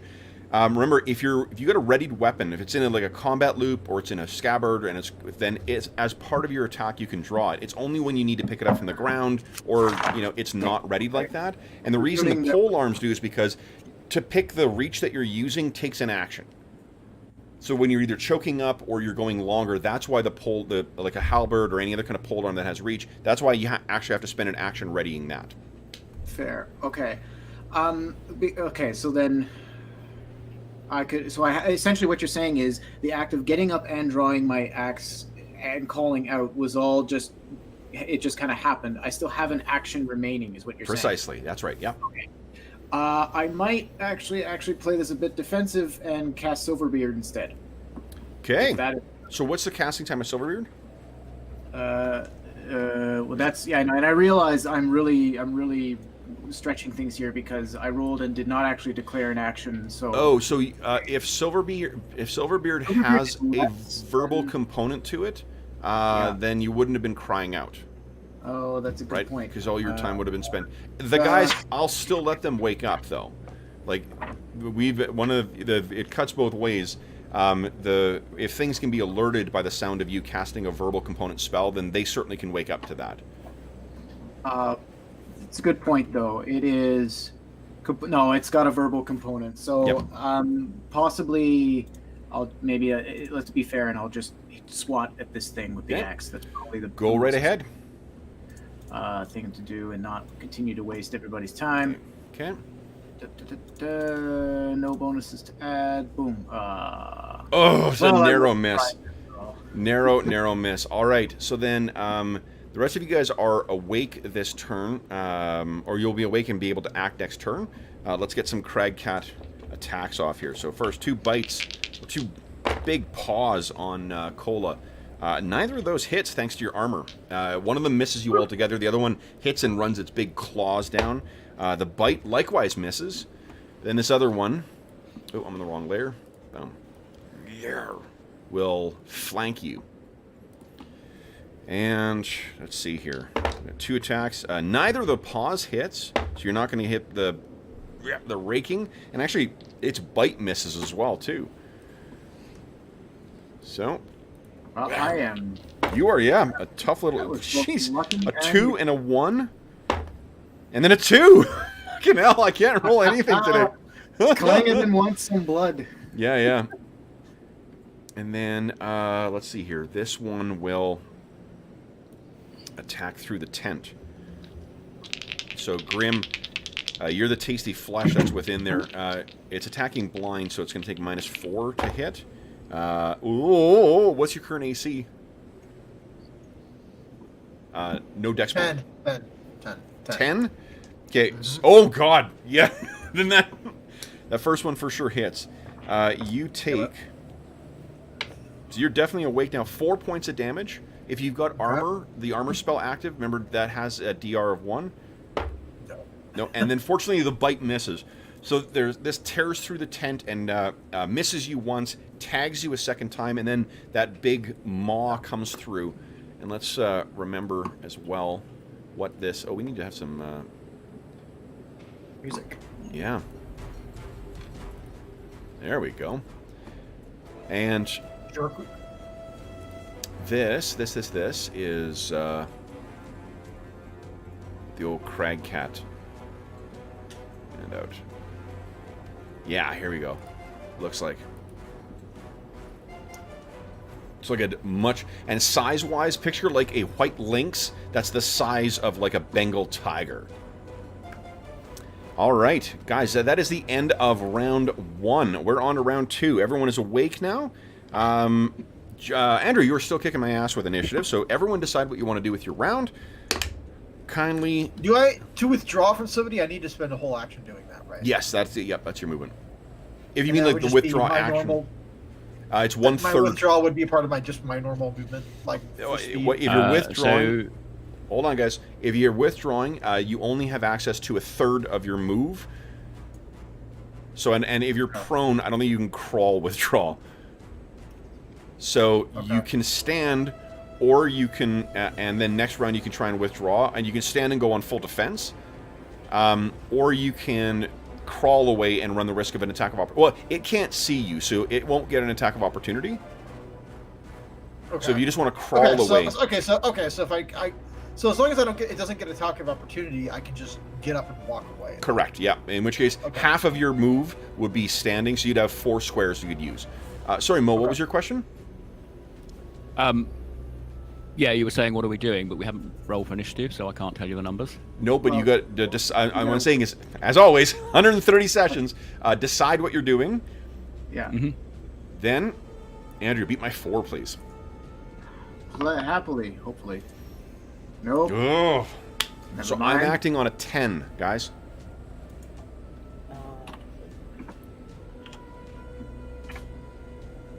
And somebody should control Longclaw. Okay. Oh, I gotta make a. You know, I'll do that today too. I'll set up a character sheet for Longclaw. He survived more than 1 session, so he. You want to do that, Andrew? Okay. I suppose, yeah, I can do Longclaw. All right. Yeah, he's got a speed of 6. So first up Actually, is has he been healing when he slept? Longclaw. Yes, he would have been. So you guys should have had. He's only down by Well, 6, so he would be at full by now. Yeah. Would he really benefit from Falcarol and I? I mean, I'm a priest. I'm not a veterinarian. I'm controlling mostly off joking. Austin. It has been at least 4 days. So yeah, I know we got a ranger in the party who knows about animal handling. So Oh, there we go. I'm fine with that.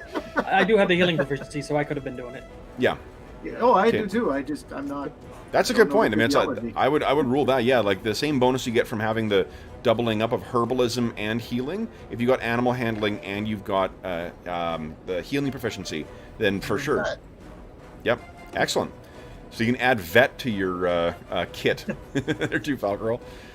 All right, so then. Then I guess Longclaw. So first up is Longclaw is a 6. So first up is let's see here, Grim on an 8. What are you doing, Grim? Okay, so I'm gonna stand up, Yep. and I think I can move here, I believe. Okay. And since I'm gonna shoot him with my Ice King, I'm gonna shoot this. Can I see this feral cat right here? Nope. Or no. Nope. And you need to be able to see him. All right. Well, then, if it does come into vision, then I'll fire off a. Can't make a spell contingent. Remember. Oh, but it's not even a magic item. Nope. Yeah, that's fine. Actually, hold on. That's a good question. Yeah. Because there's always a lesser amount. Yeah.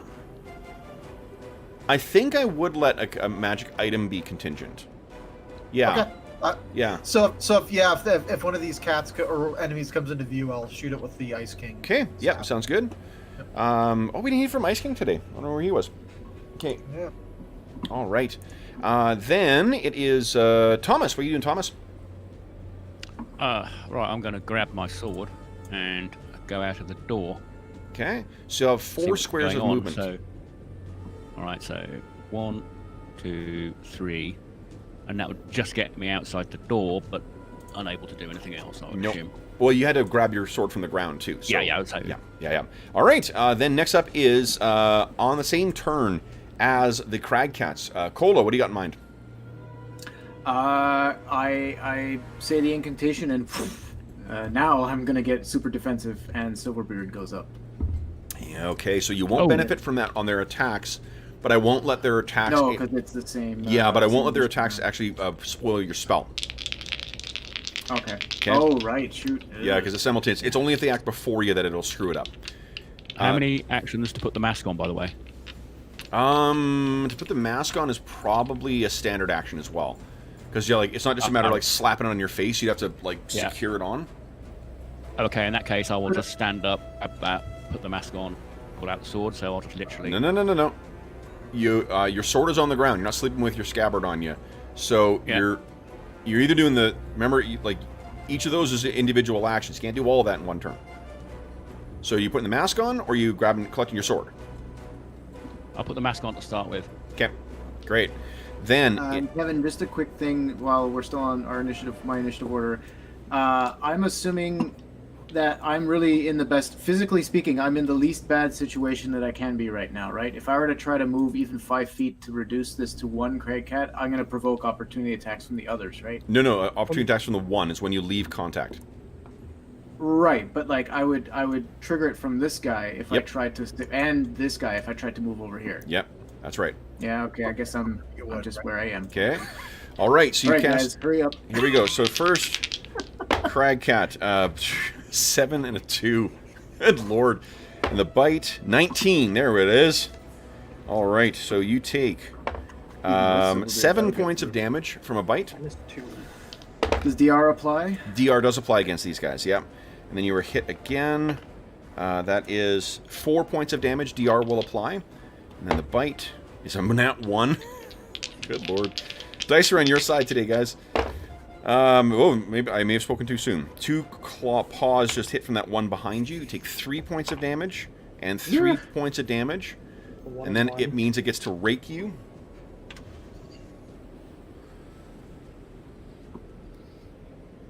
Oof. Okay, and the rake does... Let's see here. 4 points of damage automatically.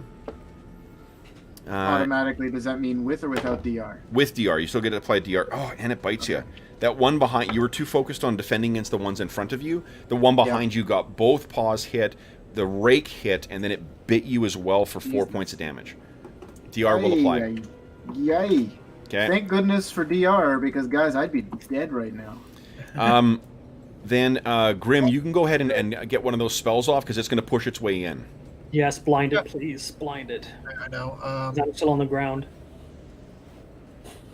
Okay. Wait, no, sorry, just automatically hits, right? Yeah, automatically hits. 3 points of damage. Oh! Then it gets to make a saving throw. No, it gets to make a magic resistance. Crag Cats are incredibly resistant to magic. Let's see here. All right. The spell dissipates around it.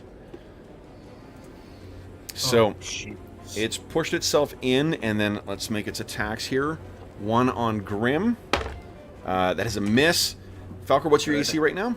1. 1. Well, no, flat-footed would be 3. 3? Okay. And then you're also prone. 19. So it tags you. Is it 3 points of damage for Falcarol. And then I'm going to roll randomly, see which of you guys is getting the bite. Falcarol, you're getting the bite here. I would have preferred that, yes. Bite misses. Okay. Falcarol, you weren't casting a spell, were you? No. Awesome. Okay. Then that's it for the Crag Cats, guys. We're on to Falcarol. What are you doing, Falcarol? Yeah, Falcarol's standing up, and he's picking up his halberd in the choked up position for close range. Excellent. Okay. Then it is Behind me, Grim. Ostin and Longclaw. So they have a move of 8. So they could stand and then move 4. You guys should have control over both tokens. Ostin's going to get over there. Okay. So he roars and moves over. Andrew, you moving Longclaw? Yes. You move 4. Okay. Over here. One, And then, guys, I think that brings us to the... We'll be kind of in each other's way. But cannot do that. You need to be occupying your own space. You can get up here. 'cause 1, 2, yeah. Yeah. Okay. So the two bears come rumbling out, trying to fight. Guys, that's the end of round 2. We are on to round 3. All right, and Andrew, we thank you for your service rolling initiative. We will now be passing that awesome responsibility to Brandon. So, guys, decide what you're doing with your round. And then, Brandon, would you kindly beat my 5?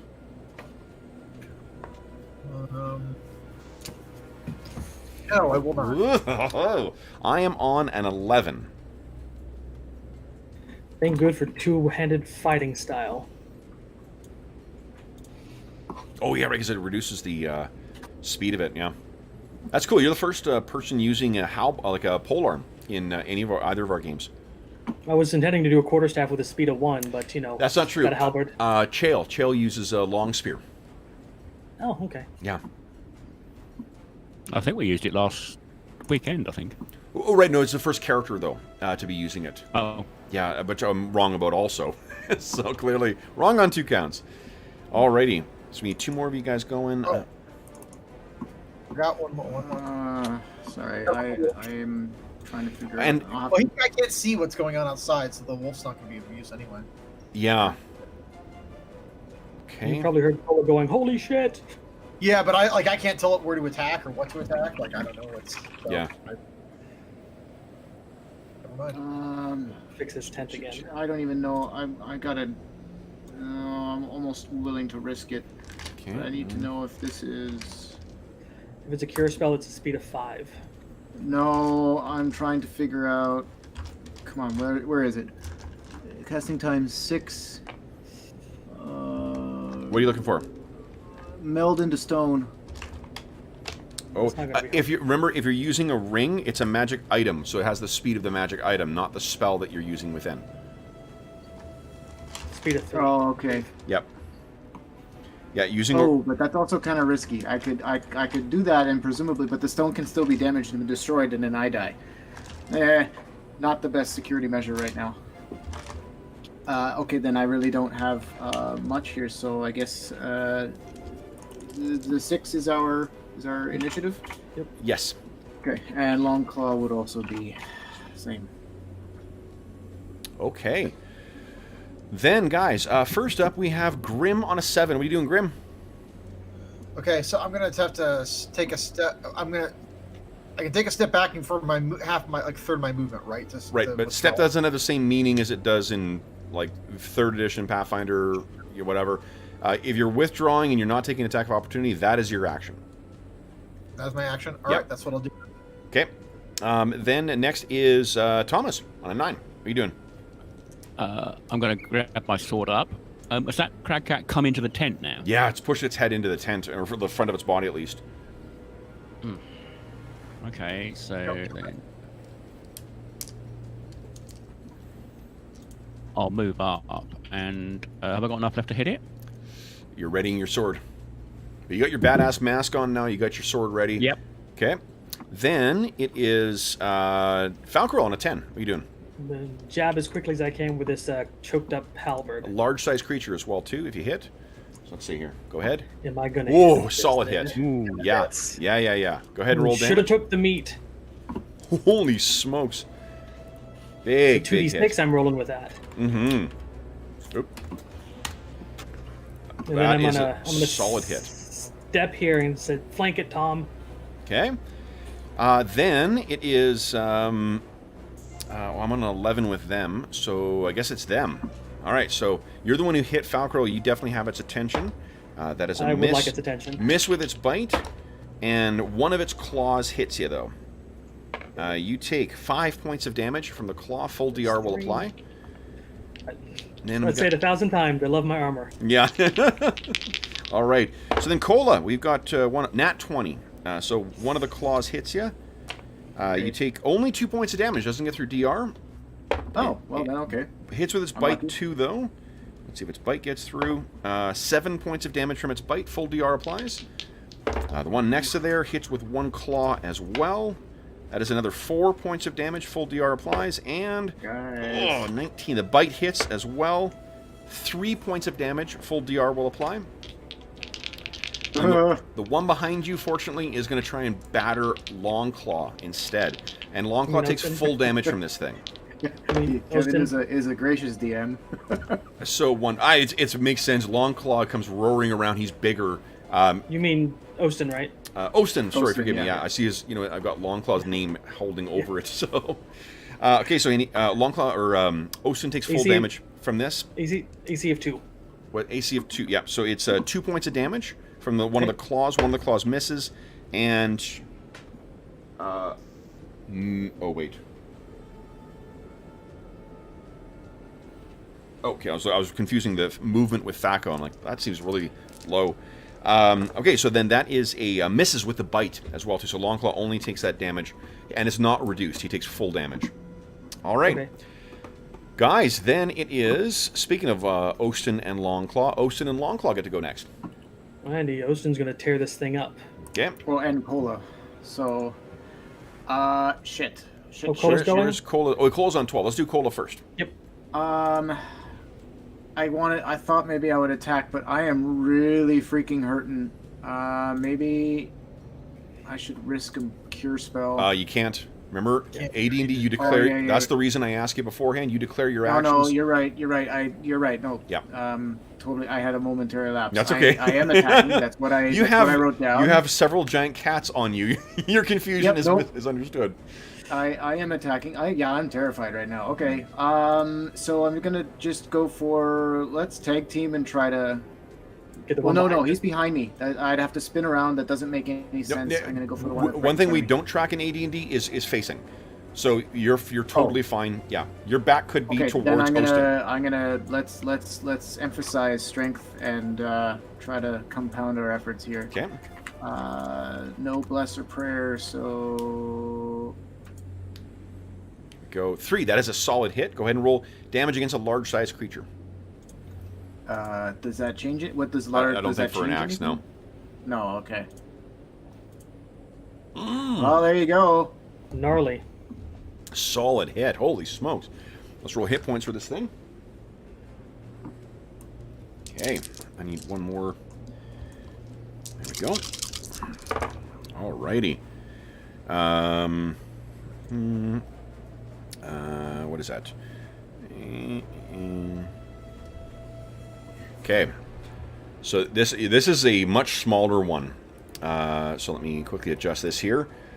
This is how much damage you did with your one hit. Here All comes right. All Ostin. right. Then, Osin. Solid hit, nat 20. 7 points of damage, okay. Is it dead? Nope. Going for another paw. It's a hit. Go ahead and roll damage. Holy shit. Now it is dead. And then is going to shift over and take his bite on the other one. Okay. I'll roll hit points for it, assuming he's going to hit. 7 I versus- assumed too much. You can already go roll for it. Okay. Can I just move Longclaw and get him ready? Because he's on this. Yes, initiative please. Yep, round as well. absolutely. Go ahead. He's gonna go there and do the same thing. Wow. Okay. I'm just gonna roll. I don't have a character sheet for him. Oh, yes, just go ahead and roll. He whiffs completely. There we go. Okay, so that is a miss. Oh, but he's still got Andrew, bite. He's you got got two claws. you got a copy of the monster manual, right? The monstrous manual. I do. Yeah. If you want to see his stats, just grab the thing and go to bear. Oh. I always welcome an excuse to use a book, so I'm on page 17 of the monstrous manual. I'm almost there. 15. There we go. Bear. Okay. Yeah, so he's a polar bear. He has a THAC0 of 11. So that first one hits a 9. That's a miss. Okay. Go ahead, make your second attack. That was his bite. So he's got two claw attacks. 2 claws. as well, Yeah, right? so give us 2 more rolls, 2d20. Nice. 18 and So 12. that hits a minus you go. 1 and hits a, minus 9. So, or minus 7. So, yeah, those both hit. Go ahead and roll damage. All right. 1d10 for each. 1d10. Sorry, I have the book now, but I'm still not going to be quick enough to. That's okay. All right, I'll just roll 2d10s. 7 and 7. Excellent. I've had an entire childhood of studying this book, so you know. Yeah, I just don't want to delay people on the spot and like. Not at you know, all. Okay. That's annoying for viewers. So yeah, like. Longclaw roars in and batters this thing with 2 solid hits. Then, I think that's everyone, right? And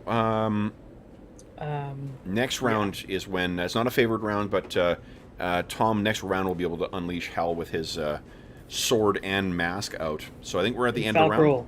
Speed weapon, round 4. Oh yeah, right, you have that as well. Okay, guys, so that brings we're at the end of round 3. We're on to round 4. Everyone decide what you're doing. John, you're gonna be rolling initiative for us now. So everyone decide what you're doing with your round, and then Johnny boy, I rolled too quick. that is I rolled quite too all quick. right. I'm gonna get you to roll again, but you're rolling against a 9. Okay, Oh, this is sick. all right. All right. So I Pretty have consistent. a that's against Great. a Action, a 9. 15. You're actually on a 9, Tom. Is that what you said? Yeah, the sword's Yeah, 3. no Sorry, problem. I'm miscalculating. Okay. Second. It'll be. Okay. So I'm not until a 15, which means all of our heroes are going first. Grim, you're up first. What are you doing? Okay, so I'm going to shoot I'm going to cast magic missile at this one to the south of me. Okay. Okay, so really brief. I know you said we round down in AD&D. Yep. Okay, but it's weird because the spell description says that like at 9th level I get 5 missiles, which seems like they're rounding up. It is different for I mean AD&D does not consistency is not a strong suit of theirs. So whatever it says in the individual spell description, that supersedes whatever general rule there is. So they don't specifically spell it out, but my reading of that suggests that that they're rounding up on that. Then What does because it I say? get one missile Does it per- give you clear explanation for what level you are? It says for every I get one magic missile for every 2 spell level, every 2 caster levels. Okay. So so- but because then it says what I is- get 5 at 9, I'll just- I hold on. read that as it's rounding up. Yeah, in most of the editions, you get 1 at 1st level, 2 at 3rd level, 3 at 5th level. Yeah. Hold on. Okay, that would make sense because okay. Let's see. Yeah. All right. And you made 5th level, so you get PP ping. That's what I'm thinking. That's why I'm asking about those because See, it'd be nice if I get. So in the PHP, it actually tells you expressly how it works. It says you get 2 at 3rd level, 3 at 5th level, 4 at 7th level. Okay. So. All right. Yeah. The Golden Glory didn't copy it. Oh, got it. Okay. That's weird that they dropped that, because normally it's more explanation in the Golden Glory one. But in any event, okay. So then, mean there, Brandon, that for Christmas we may need to track you down a PHP. Oh yeah, that's right. Okay. Okay. So then, let me. I'm going to roll for the magic resistance. Brandon, Is it just the first one that's resistant to? Do I get to hit it every if time? it resists a spell, it resists the entire spell. Damn it! All right. But Brandon, But I didn't say it What? resisted the spell. Oh. Your spell has full effect. Go ahead and roll damage. Yeah. this sneaky thing I knew he was messing with. God. Okay. It's Kevin's favorite part of the game, right there. Very much so. To make us think something else has happened. Bullshit bamboozling of players. That's 2. That's 3. Solid. Yeah, great stuff. 11 points of damage. Oh, and I got to roll. I just started applying damage to that one. Let me roll its hit points. So I may have cheated you guys here. Man, guys, today is the day to play a game with me because I'm rolling hot garbage every time. Like, below average hit points. My attack rolls are pretty terrible. I can smell it from here. Cola needed it, though. Yeah. Oh, God. Okay, so let's see here, 15. So actually, Grim, you tried using that the Scepter of the Ice King, and it kind of disappeared, and you're like, ah! And you cast your magic missile. Those 3 things, like, basically scour through them, drilling into this thing's body. Hell yeah. And kill it. Get the hell out of there. Yes. Then it is Tom. You're on 9. What are you doing? Okay, well, I was going to attack that, so He's got a sword ready. He's got his presumably mask I can just change that to move outside and attack something. Yes, you still you have access to 4. Because when you change your, you can still attack. You can change targets. It's just that you don't get access to your full movement then. Yeah. Yeah. on. So 4 squares. Yeah, I'm gonna let you burst So- through the tent flap and you see what's going on outside. I do need to make a morale check though. Yeah, you do. I don't know what happened to the tent. Pretty good morale on these guys though. All right, so Tom, you're outside. Next is Falcarol. What are you doing? Hopefully I can burst through the hole too. Yep. Because since I have it close range, I'm gonna like run right into the fire and try to hit one of the crack cats. You're standing on the fire. Yes, I'm running straight into the fire and trying to hit it. Okay. My I see Cola is badly wounded. I have no Absolutely, no, regard that's to my great. health. Do you have resistance to fire of any kind? No. 5 points of damage. DR does not apply. Yeah, that's fine. Okay, but that's awesome. This bromance is going strong. I love it. No, Fuck that is solid hit. 12 points of damage. Which one are you attacking? The injured one? the wounded one. Yeah. Yeah, so you go racing up and you bring that big, heavy blade down and slaughter this thing. I'm going to make a morale check for the last remaining one. Nope, it's still fighting. Okay. Then it is, so 10, 10. I'm on a 15, I'm so on Cola, 11. you're up next. What are you doing, Cola? Yeah. Definitely now casting some Cure Moderate on myself because this is getting a little too close for comfort. Yep. So 2d4 plus 3. So 7 in total. That's not a great roll, but hey, you know what? It's something. Hey, I feel your pain. The dice are failing everybody today. Except for Brandon, actually. Yeah. Well, and I've only got 1 in combat with me now, and he's got a few targets, so like, you know, this is not as dire. Absolutely. All right. Then it is Longclaw and Ostin. What are they doing? Shocking. Moving down. You want to go first there, Longclaw? Sure. Bite. Whoa. Nat 20. Go ahead and roll Whoa. It's 2d8 against the 2d6. large for a bite. Oh, 2d6. 2d6 from Longclaw. Yeah. So I'm guessing. Oh, max damage. Damn. Let's check the hit points of this thing here. That's 10. I haven't even done Okay. the claws yet. Holy smokes. So let's just do this, guys. This thing is screwed. Yeah, you I guys. apologize to all of your ears. All right. Then All right. two paws. Two paws. One of those hits. Go ahead and roll 1d10. 3 points okay. of damage. Okay. And then Ostin. He's going with paws first. Okay. Nope. Not good. Come on. Blood got in his That eye hits, from the yep. bite. And that is sufficient to break this thing's neck. That other paw, the 2 bears just, you know, kind of crashed down on it. It took me an actual saving throw to not say that they bear down on it. So, because it shatters this thing's spine. Yeah. A plus D Hold in on. there. Are you You're okay? a fun game, man. Okay. So Falcro, you step out of the. You can go ahead and move yourself out of the fire. I can't. Yeah, I'm getting out of the fire. Okay. Hot, hot, hot, hot, hot. He's asking if he's okay while he's still in the fire. Yeah. Whoa. Hey, you okay, man? I'm fine. Why don't you maybe step That's. over there? I tell you, that's the one for the trailer, though. For all those things coming in, you leaping over the fire with that giant halberd. It is the halberd speed, so he's maybe slightly blurring as he does it. It's Yeah. both the action shot for the trailer and the comedic relief. Like you guys, oh shit, I'm on fire. Jump around slapping us. Yeah. Luckily, there's snow everywhere, so. All right. No, and I think I'm that gonna- you're probably with how you described it. I imagine that his concern over cola is more than enough to offset whatever pain he may be feeling temporarily. I'm gonna. Well, Falk if roll we're coming gonna- out of initiative. I'm gonna do another cure moderate on myself. Yep. Cola's helping there. I mean, Falk roll. Okay. So another 8. All And right. then you get nine from me. Okay. Thank So you very as much. you're doing that, what you guys notice, I think that Falcro, you're probably the one with the highest Oh, Cola or Falcro? Who's got a higher wisdom? I believe mine's a 16, so I think we're tied.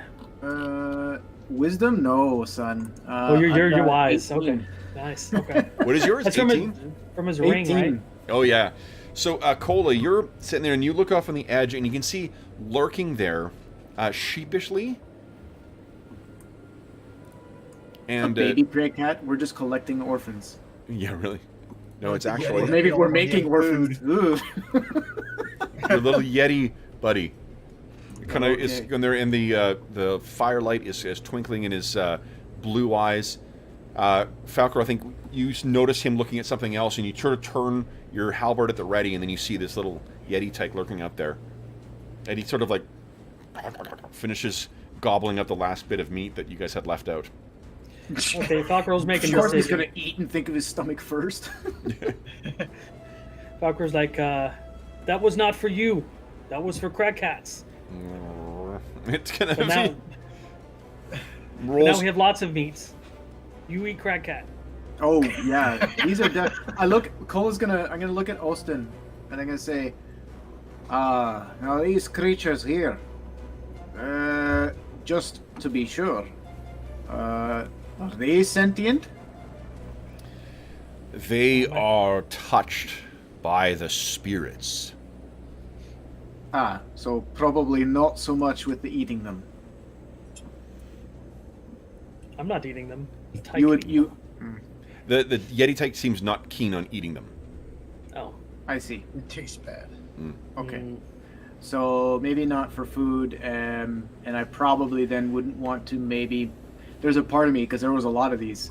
I think these would make some really nice fur cloaks for us. Falcor, when you went over to scald the thing, it kind of hunched down and then it sort of turns around and you realize that there are 3 red gashes across the Yeti tyke's back that were not there the last time you saw him.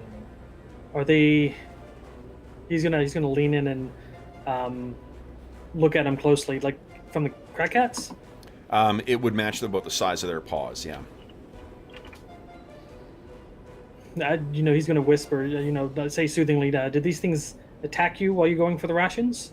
Maybe. It kind of goes down, crunches low. Well, in that case, I'm gonna start casting a cure spell on him. Okay. Hold still, little one. Oof. More than enough, yeah. So the magic seals on it, and it kind of like it stretches its back out, and it kind of like bends itself over backwards, and its overlong arms go way back. Runs up and then kind of like scoots around your legs.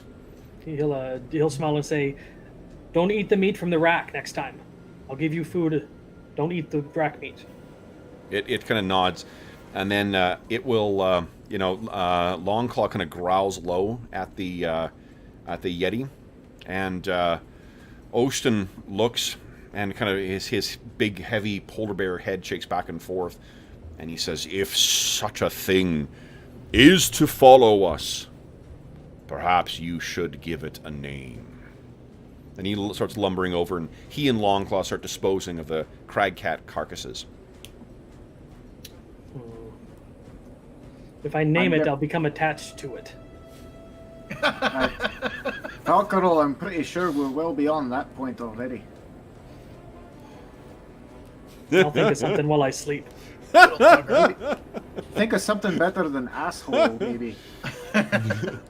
My bird's name is Havoc. You could have fooled me. Well, in that case, shouldn't we call him Greedy? No. Austin, how do we dispose of these creatures in a way that won't attract more? We shall deal with them. He In looks all over. seriousness, would it Cola. be terribly See, so with what we had, with your newfound talent, see to the tent. The winds are strong tonight. I could probably do that actually. I don't think. Yeah, the tent doesn't necessarily need to be mended so much as he's telling me to make sure it's like tight. No, there's a giant hole in the side right now. There's a hole in the side of it. Oh, right. One of them went into the right. Okay. Yeah. Let's check I mending. mean, here. I think- there's a part of me that still wants to like I'm kind of serious here. These crack cats would make some pretty impressive cloaks, but am I getting the sense from Austin that would be terribly culturally inappropriate here? Like he'd be really offended. Oh, sorry, ask me one more time. I was just checking the mending spell. So if eating these creatures is not acceptable, perhaps because if they're touched, maybe that's dangerous for us, but also maybe because they're connected to nature in a way that Austin would find distasteful. Cola would probably know that it's sort of seen as like bad luck to eat a cragcat in the same way that you like. The dwarves generally don't. I mean, they don't leave out food for them the same way that the folk of the ragged tribes do. In that, and also the folk of the 10 towns, because they sort of adopted the same superstitions. So what about like fur. using my leatherworking skills to fashion cloaks from these things? One, to actually keep warm, but also just to like if those Goliaths were impressed by the antlers. Imagine if I strolled in wearing one of these crag cat on my back. You would need to spend the full day to skin them, to treat the hides and things like that. In the same way that you would need time to prep the food, like when you're trying to get as much meat off a carcass. So if you guys don't plan on traveling tomorrow, then that's certainly what you could do. Is it something that Austin would be offended by, though? Like, is that gonna... I mean, it's a fearsome predator, and there's the ragged tribes wear the skins of fearsome animals too, so it's not unthinkable. Part of me is very angry that these things... No, he just doesn't want to eat them. Like, I mean, you didn't ask him his reason for not eating them, but he's just not eating them. Neither is the Yeti. Okay, so I'll leave it up to the group. These could be badass. There's like 4 of them that attacked us. Yeah. This could be badass. Falkworld is interested in skinning them, and he actually has the skill to skin them. Okay, so then why don't we, if we're gonna rest for the day... Colin does not. He's just gonna put a bloody... I'll fix the tent. I'll start working on that. If Falco, Okay. you wanna work on... I'll do it. Oh, no. So let's read what mending says. Mending repairs small breaks or tears in objects. It may weld a broken ring, a chain link, a medallion, a slender dagger, provided but one break exists. Ceramic or wooden objects with multiple breaks can be invisibly rejoined and be as strong as new. A hole in a leather sack or a wineskin is completely healed over by a mending spell. What it does not allow for is when like a tiger-sized creature tears a hole through a tent. So mending is more useful for those those smaller things, and for like a broken arrow or something like that, or some of the examples that. If I cast it multiple times, would that work? It's got to be all or one. I mean, it's fine. I think, like, correct me if I'm wrong, but my leatherworking skills that I've been developing with Austin are sufficient for me to, like, it'll be a check. Absolutely. Do I have to do? Yep. Just make a check, and we'll see. Gonna... That'll tell us how good your seal is. All right. So we're spending a day doing this then? The leatherworking can be done, like the patching. Oh no.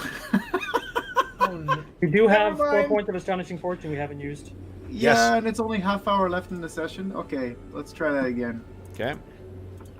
Oh no, the same. No! Oh god! Well, I believe this. Austin, how about So- I'll help Falcaro with that. You go fix the Well, tent. let's see. This is like an hour of Tried. your time. They've dealt with the things. You put together, I think you've made 2 tries now to try and get it to seal properly. Then as soon as one good bit of wind hits it, it tears it open and exposes it to the outside. Austin's gonna be so upset with me. Well, all of those who are susceptible to cold, come to me. I'll get you endure colds to last the night, and then you can fix it in the morning. Actually, I could also do a better idea just because of the aura. I could do aura of comfort. So yeah, yours will last just as long. So Yeah, and then it's everybody. That way you don't have to do multiple castings of it. So Okay. I'll do Aura of Comfort for the night for the campsite. We All don't have a right. tent, but So Ostin will when he gets back, if you guys have those spells cast on you, then he and Longclaw are fine, and it sounds like Falcarol is fine. The Yeti is fine to lurk on the edge too. He's now sleeping outside the tent, on the opposite side from where Longclaw and Ostin are. Yeah, I think Falcarol's going to be sleeping near the two bears and the tyke from now on outside the tent, unless it's inclement weather. Right. Remember, they're on opposite sides though. So if Yeah. you want to be equidistant between them, you would have the bears on the one side, and then the others on the other, and then you on the long angle of the tent between the two. Yeah. Okay. I'm not going to leave Kola outside by himself anymore. Okay. So then, guys, now I guess the only thing is you would be protected from the cold, but you would probably melt snow, wouldn't you? Yeah.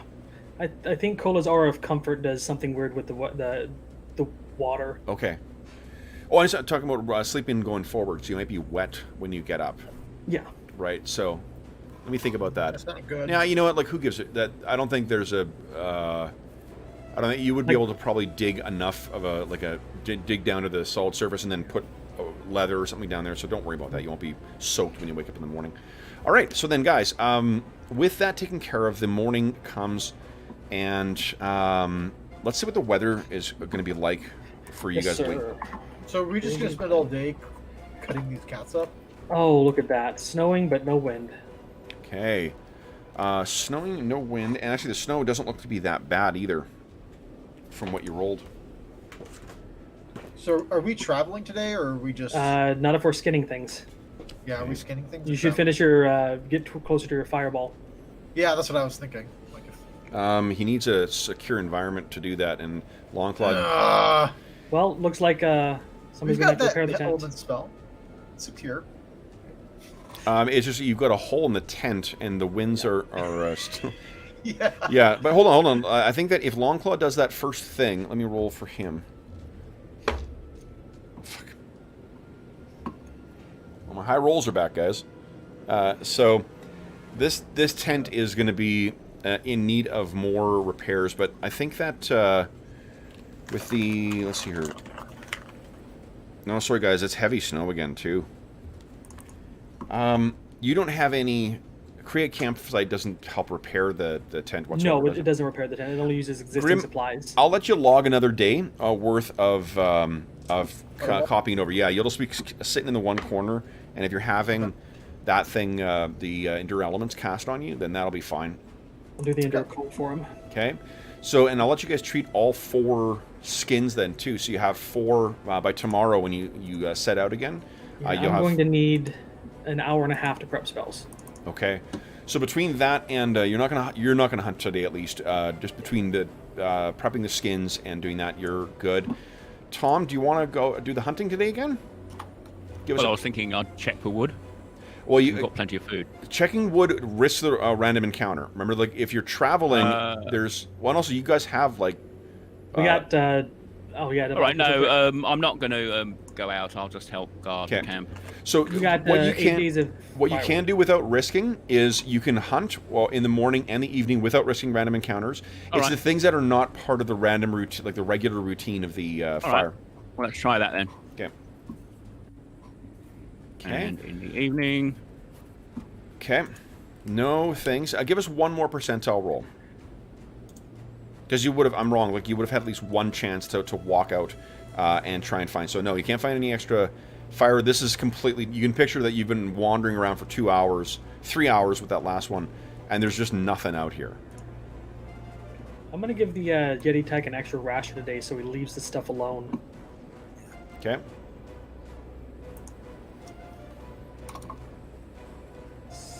Oh, I got hit. Do I recover hit points? Overnight, yes, you guys would recover 3 hit points thanks to Cola's menstruations and medicines. And so would Ostin. Okay. +2. Yep. All right. +2. Then. Oh, Kola, What, do you need oh, you more ch- healing? You and I will let you do, Grim, is if you are using mending, I'll let you...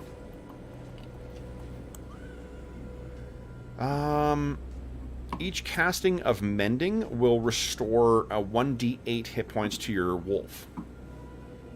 Oh, okay. Okay? That'll cast Mending on that, yeah. Yeah.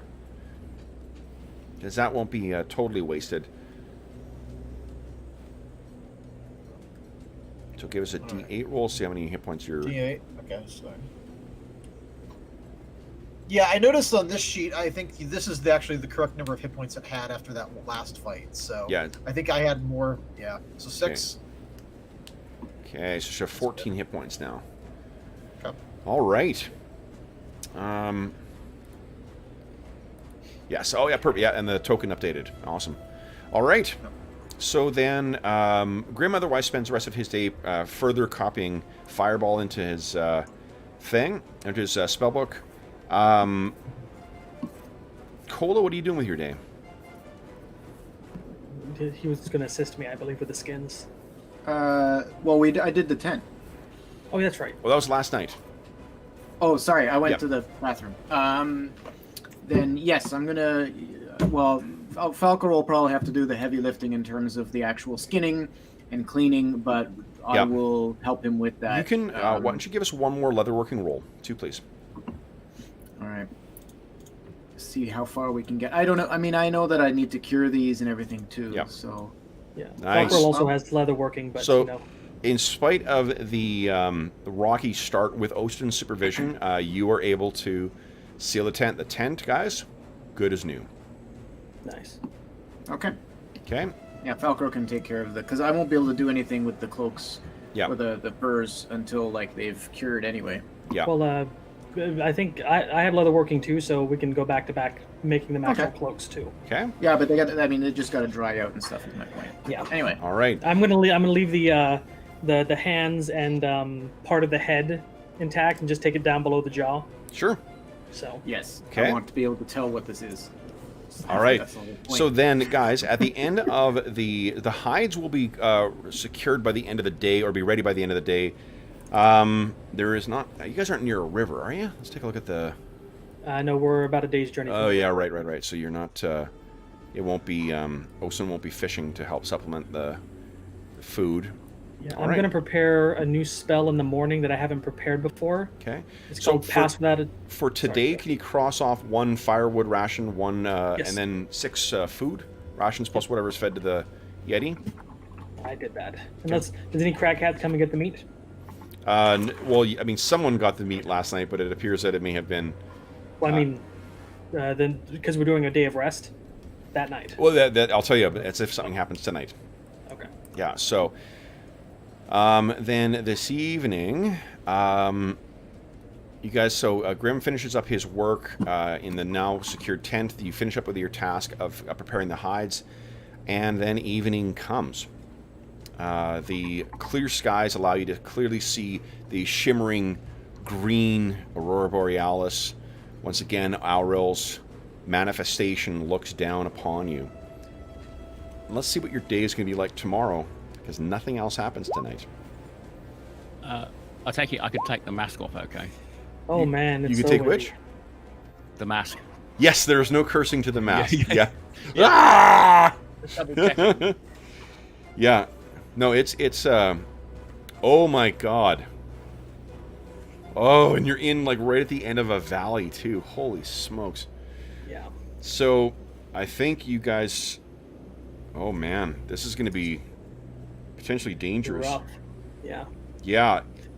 We could hunker down for another day, but Well, you don't have natural shelter right now.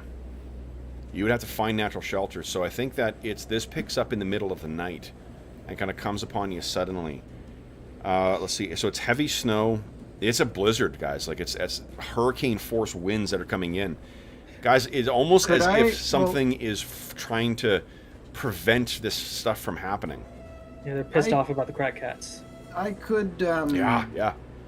If I had cast while we're traveling, if I cast Aura of Comfort on us, it would last us a little while. Well, the trouble is, the winds are so strong that every single one of you is going to run the risk of like tumbling along and losing something. So, first thing we're going to do, guys, is figure out if you can get yourself to some kind of natural shelter.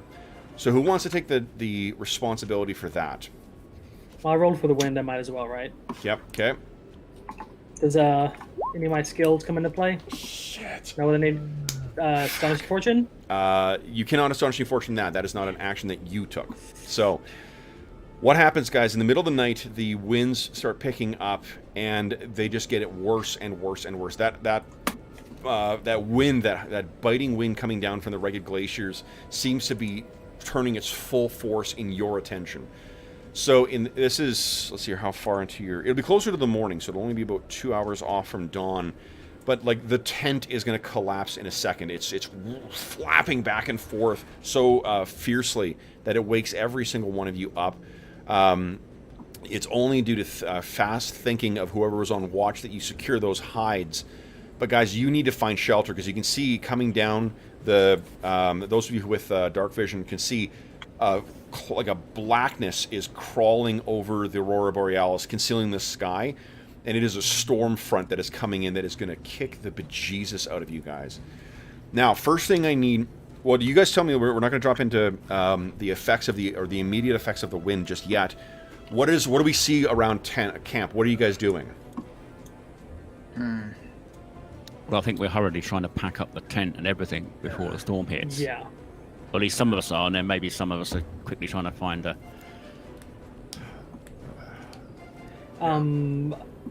Shoot. Maybe... Well, if some of us are packing up, some of us could look for something. Okay. Yeah, these winds things suck. Okay. So then, I'm assuming you guys have everything, and Falkerl, being the ranger in the party, I think is the one who's like, shelter! We need shelter! Yeah. Shouting over the rising wind. Yeah. And... Okay, we're up here, so we need to find a cave of some sort.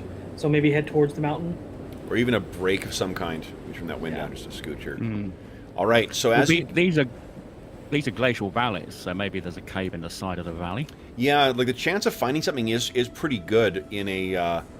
what do you call it? In a windstorm.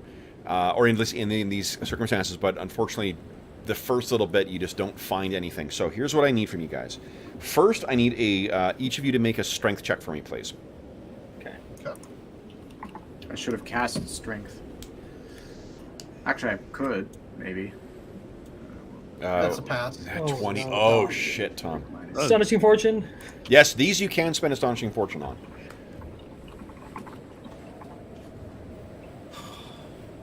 You guys might want to blow that this time. Shit. Oh my god. No. That back to back nat 20s. Yeah, Shit. these astonishing fortunes have not been serving us well today. No. I'll do one. Okay. Okay.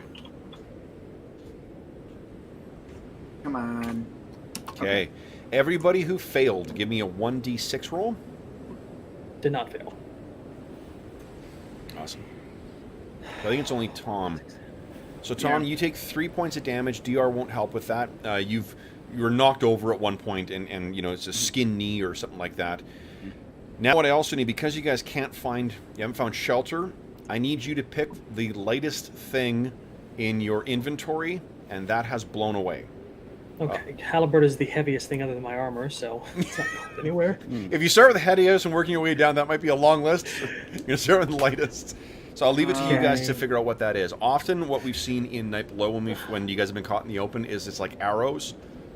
I'm going to lose a quiver of arrows because I've got like 60 of them and they're not all out right now, so. Bye-bye. How no? arrows. Yeah, Yeah, I I'd would buy there's imagine a that cover. would be the same. Okay. Presumably I've got, Uh-oh. you know, when I'm traveling, I've got like a small quiver. Okay, so Some then of my No. all of your arrows are gone. Oh no. Oh, Grim, is Oh, it your right. scroll? No, it's my it'd probably be my quiver. The quiver that I use that I've been writing all this stuff down in is probably the thing that would be the Oh. would be the lightest. So, do you mean your quill? Like your... Yeah, the quill that I'm using to write this Oh! charge my spell books. That's probably the lightest thing. Shit. Oh, You said the lightest, So- the absolute lightest thing, right? Oh, 'Cause, yeah. like, Within yeah, reason, like I'll leave it to I've got- your guys' discretion to the thing that would be lightest that would probably be exposed. I think like your quill would not magically work its way out from the ink, like the writing and whatever else set. You've been traveling over land for quite some time. If your writing kit, you think with the paper that's in there, the ink, the quill, if you think that whole thing is the lightest, that's what would blow off. Oh, I had quiver written down separately, so I just assumed that would be the. I mean, I didn't have it written down as everything else, but I'd rather lose the quiver than a scroll, to be perfectly honest. It okay is with completely that. your what you think, whatever you think is the thing that is the lightest on you. A scroll and a scroll casing is pretty fucking light, though. Yeah, but a quiver is also pretty light. I think at Grim, he would not have. It would not have been out of character for him to still have, because he's been writing all day, to have. Yeah, he's still writing. It's in his ear, right? Like he's put it in his ear and he's forgotten about it, and all he sees is like this thing picked up and carried off by the wind. So sure, that's what's gone. Your quill is gone. Yeah. So I'm assuming, because technically the lightest thing I have is like my gloves, but that's not; those aren't going to go anywhere. Carried. Oh, no. they're under the plate anyway. So I think the thing is those tundra lichen, or some of the herbs I found are actually the lightest thing. So all of your herbs are gone. Well, I did take Sorry. one of the tundra lichen before that happened. So. Okay. What is the lightest thing on you, Falcon? Well, actually, I've got some chalk, but sorry. Well, and also, do you think the the chalk would be, where would it be stored? Yeah, it would be in the backpack. Yeah. So I'm assuming So, I've got the arrow quiver. Yeah. So Tom, slung your on my arrows. back, so that just goes. You still have the quiver. All the arrows are gone, carried off by the wind. Falcro, you've got one. Whatever one was open, that's all gone. And okay, so we know what's blown off, and you haven't found. This is an hour of wandering around in this. Once again, fortunately, I mean the werebear and the bear have nothing to lose. So, and they are large-sized creatures, so they are not affected by this wind. Guys, let's try it again. So let's roll for John. Let's see if you can find some shelter for the guys. I'm assuming I wouldn't have had, like, there's no period of time in which I could take 10 minutes and cast strength on In this myself? wind, no. No, I didn't No. think so. Okay. I mean, no, you can, but there's a pretty high chance of it miscasting. Yeah. You guys find shelter, awesome. So you just need to make the strength checks. You will not lose anything further. Everyone make a strength check, please. Nat 20 again for... Oh, That was for jeez. me. Oh, and No, for and Tom. Oh, you guys, that sucks. Well, I'll take that. And for Grim! What the How hell? many D20s did we just roll in the last? 3. I don't know. Oh my Well, no, God. I've done 3 myself. Yeah. And out of like, So I take 5 because I hit my Doesn't head roll. rather good. So you take 5 points of damage, no DR. Grim and Tom both roll a D6. I think what happens is the wind just picks us up and crashes us into a side of snow, which breaks open into a cave. Love it. And then we just hit our heads as we fall in. Yeah. That's how he found it. Yeah, yeah. Go, go! Okay. And then Grim, you take 1d6 damage as well. Okay. 1d6? Yep. Oh, I thought it was just fun. Okay. Oh, I'm that's fine. assuming, Awesome. I think narratively speaking, if I survive that onslaught, I'll be the one to coax the rams in with us, Okay. assuming there's space. The Falcro, the Yeti has, like, it's small size, so Yeah, I would have kept it close to me. okay, so you're keeping it in and keeping it down, that's fine. And thanks to your halberd, you will not He'd probably be fine anyway in this weather. How big is like? Was He's- it like halfling he won't be size, hurt, gnome but the size? winds are so powerful that, like, this is hurricane winds. It can pick him Yeah, okay. up and send him tumbling off. Oh, Well, okay. So it's yeah. not the What cold relative- that'll worry him. What relative size is he? Gnome, halfling? He's about like gnome or halfling size. I would have carried him. Awesome. Okay, so he's hanging around your neck. So then you guys you can picture you all make your way into a cave. You can hear the howling of the wind outside, but you were all able to get yourself in here and get yourself out of the wind. Now it's just a matter of waiting out this. You haven't lost any rations though, so that's good. And I'll just put you up in the mountains here. You did travel for 2 hours. Oh, you know what? John, give me a D8 roll, will you? Can do. Thank you. we need to check there are no other inhabitants in here as well. Yes, that's a good... So, yeah, I think Tom putting his I mask think that on would be and the first drawing... order. Oh, Tom, there's one other thing you realize. When you put your mask on, you have dark vision. Oh. Adding that to the description. Now that we figured that out. So, putting this creepy purple mask on and drawing his sword, Tom says, we need to make sure this thing's empty. And I think that, guys, feels like an appropriate way to end this session. So, let's award some XP. So you guys have earned, you defeated 20 hit dice worth of adversaries today, so the fighters in the group, make sure you get that. Okay. 20 times. Identifying that item added a huge chunk of XP for today as well, too. I should have multi-classed into a fighter. No. No? The gap from going to 6 to 7 is so great, it's like leveling up both classes to level 5. Oh, fair enough. Yeah, Dedicated. it's 125. Next level for me. Okay, so let's see here. And like I need a total of 75,000 to go from 6 to 7 with both classes combined. It's insane. You know, one thing that is something I really, really, really enjoy about these campaigns too is I don't feel like both of them feel like you're getting progress for your characters faster in this campaign than in the other one. But I feel like we get to spend a lot of time with your characters at these levels, so it doesn't feel like it feels like a gradual progress of their capabilities and whatnot, as opposed to just like the rapid, change you see in some other games with, going from 1st to 5th in the span of like 10 sessions. Yeah, I like the 2nd edition multi-class where you split the experience. Yeah. And I basically took it because I wanted to not level up so quickly.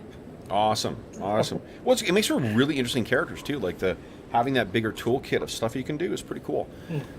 All right, so guys, then That too. how many points of astonishing fortune are left? Is there any? We have 1. 1 point. Okay. All right. So. Only on account of villainy. So, Ostin did take part in the fight, so he's getting some XP from this as well. But guys, you have earned each. And this is a good chunk. About 40% of this is thanks to Cola's Identify spell. 1,730. 1730 XP for today. 1 divided by 2. Okay. Let me see what Ostin is at right now. That is a good chunk. Ostin is also below 20,000. 19,073 is what he needs now. He's on his way to regular monster. Okay. So then, for those listening at home, thank you so much for joining us for session, what did I say, 45? 47, my goodness, of our ongoing Legacy of the Crystal Shard campaign. As is always the case, if you have any comments, questions, or concerns regarding this campaign, this game, or the adventure session we played, please do not hesitate to leave a comment in the comment section of the video, and I will endeavor to reply in a timely fashion. In addition, you can reach me on Twitter at Dungeon Musings, and you can reach me by email. My email address is dungeonmusings@gmail.com. In addition, you can find a link in the description of this video to the Dungeon Musings Discord server, and you are more than welcome to join us on there. If we have channels dedicated to this campaign, every other campaign we run on the channel, as well as the channels dedicated to every game we've run on the channel in the past, great Find a Group channels, channels dedicated to setting up virtual tabletops or choosing between them. So lots of great people, lots of great discussions, and and of course there's our ever more active World of Warcraft channel, because some of us have fallen back into the habit. So you're welcome. I blame you. I have my, because I've had a very busy week, and I'm now finished for the weekend, and I've got no charity session next weekend. I plan on spending my afternoon in Azeroth, so that will be lovely once I take the dog for a stroll. So you are more than welcome to join us there. Lots of great people, lots of great conversations. Speaking of great people, let me give a huge thank you to our Quarantine Crusaders who joined us today.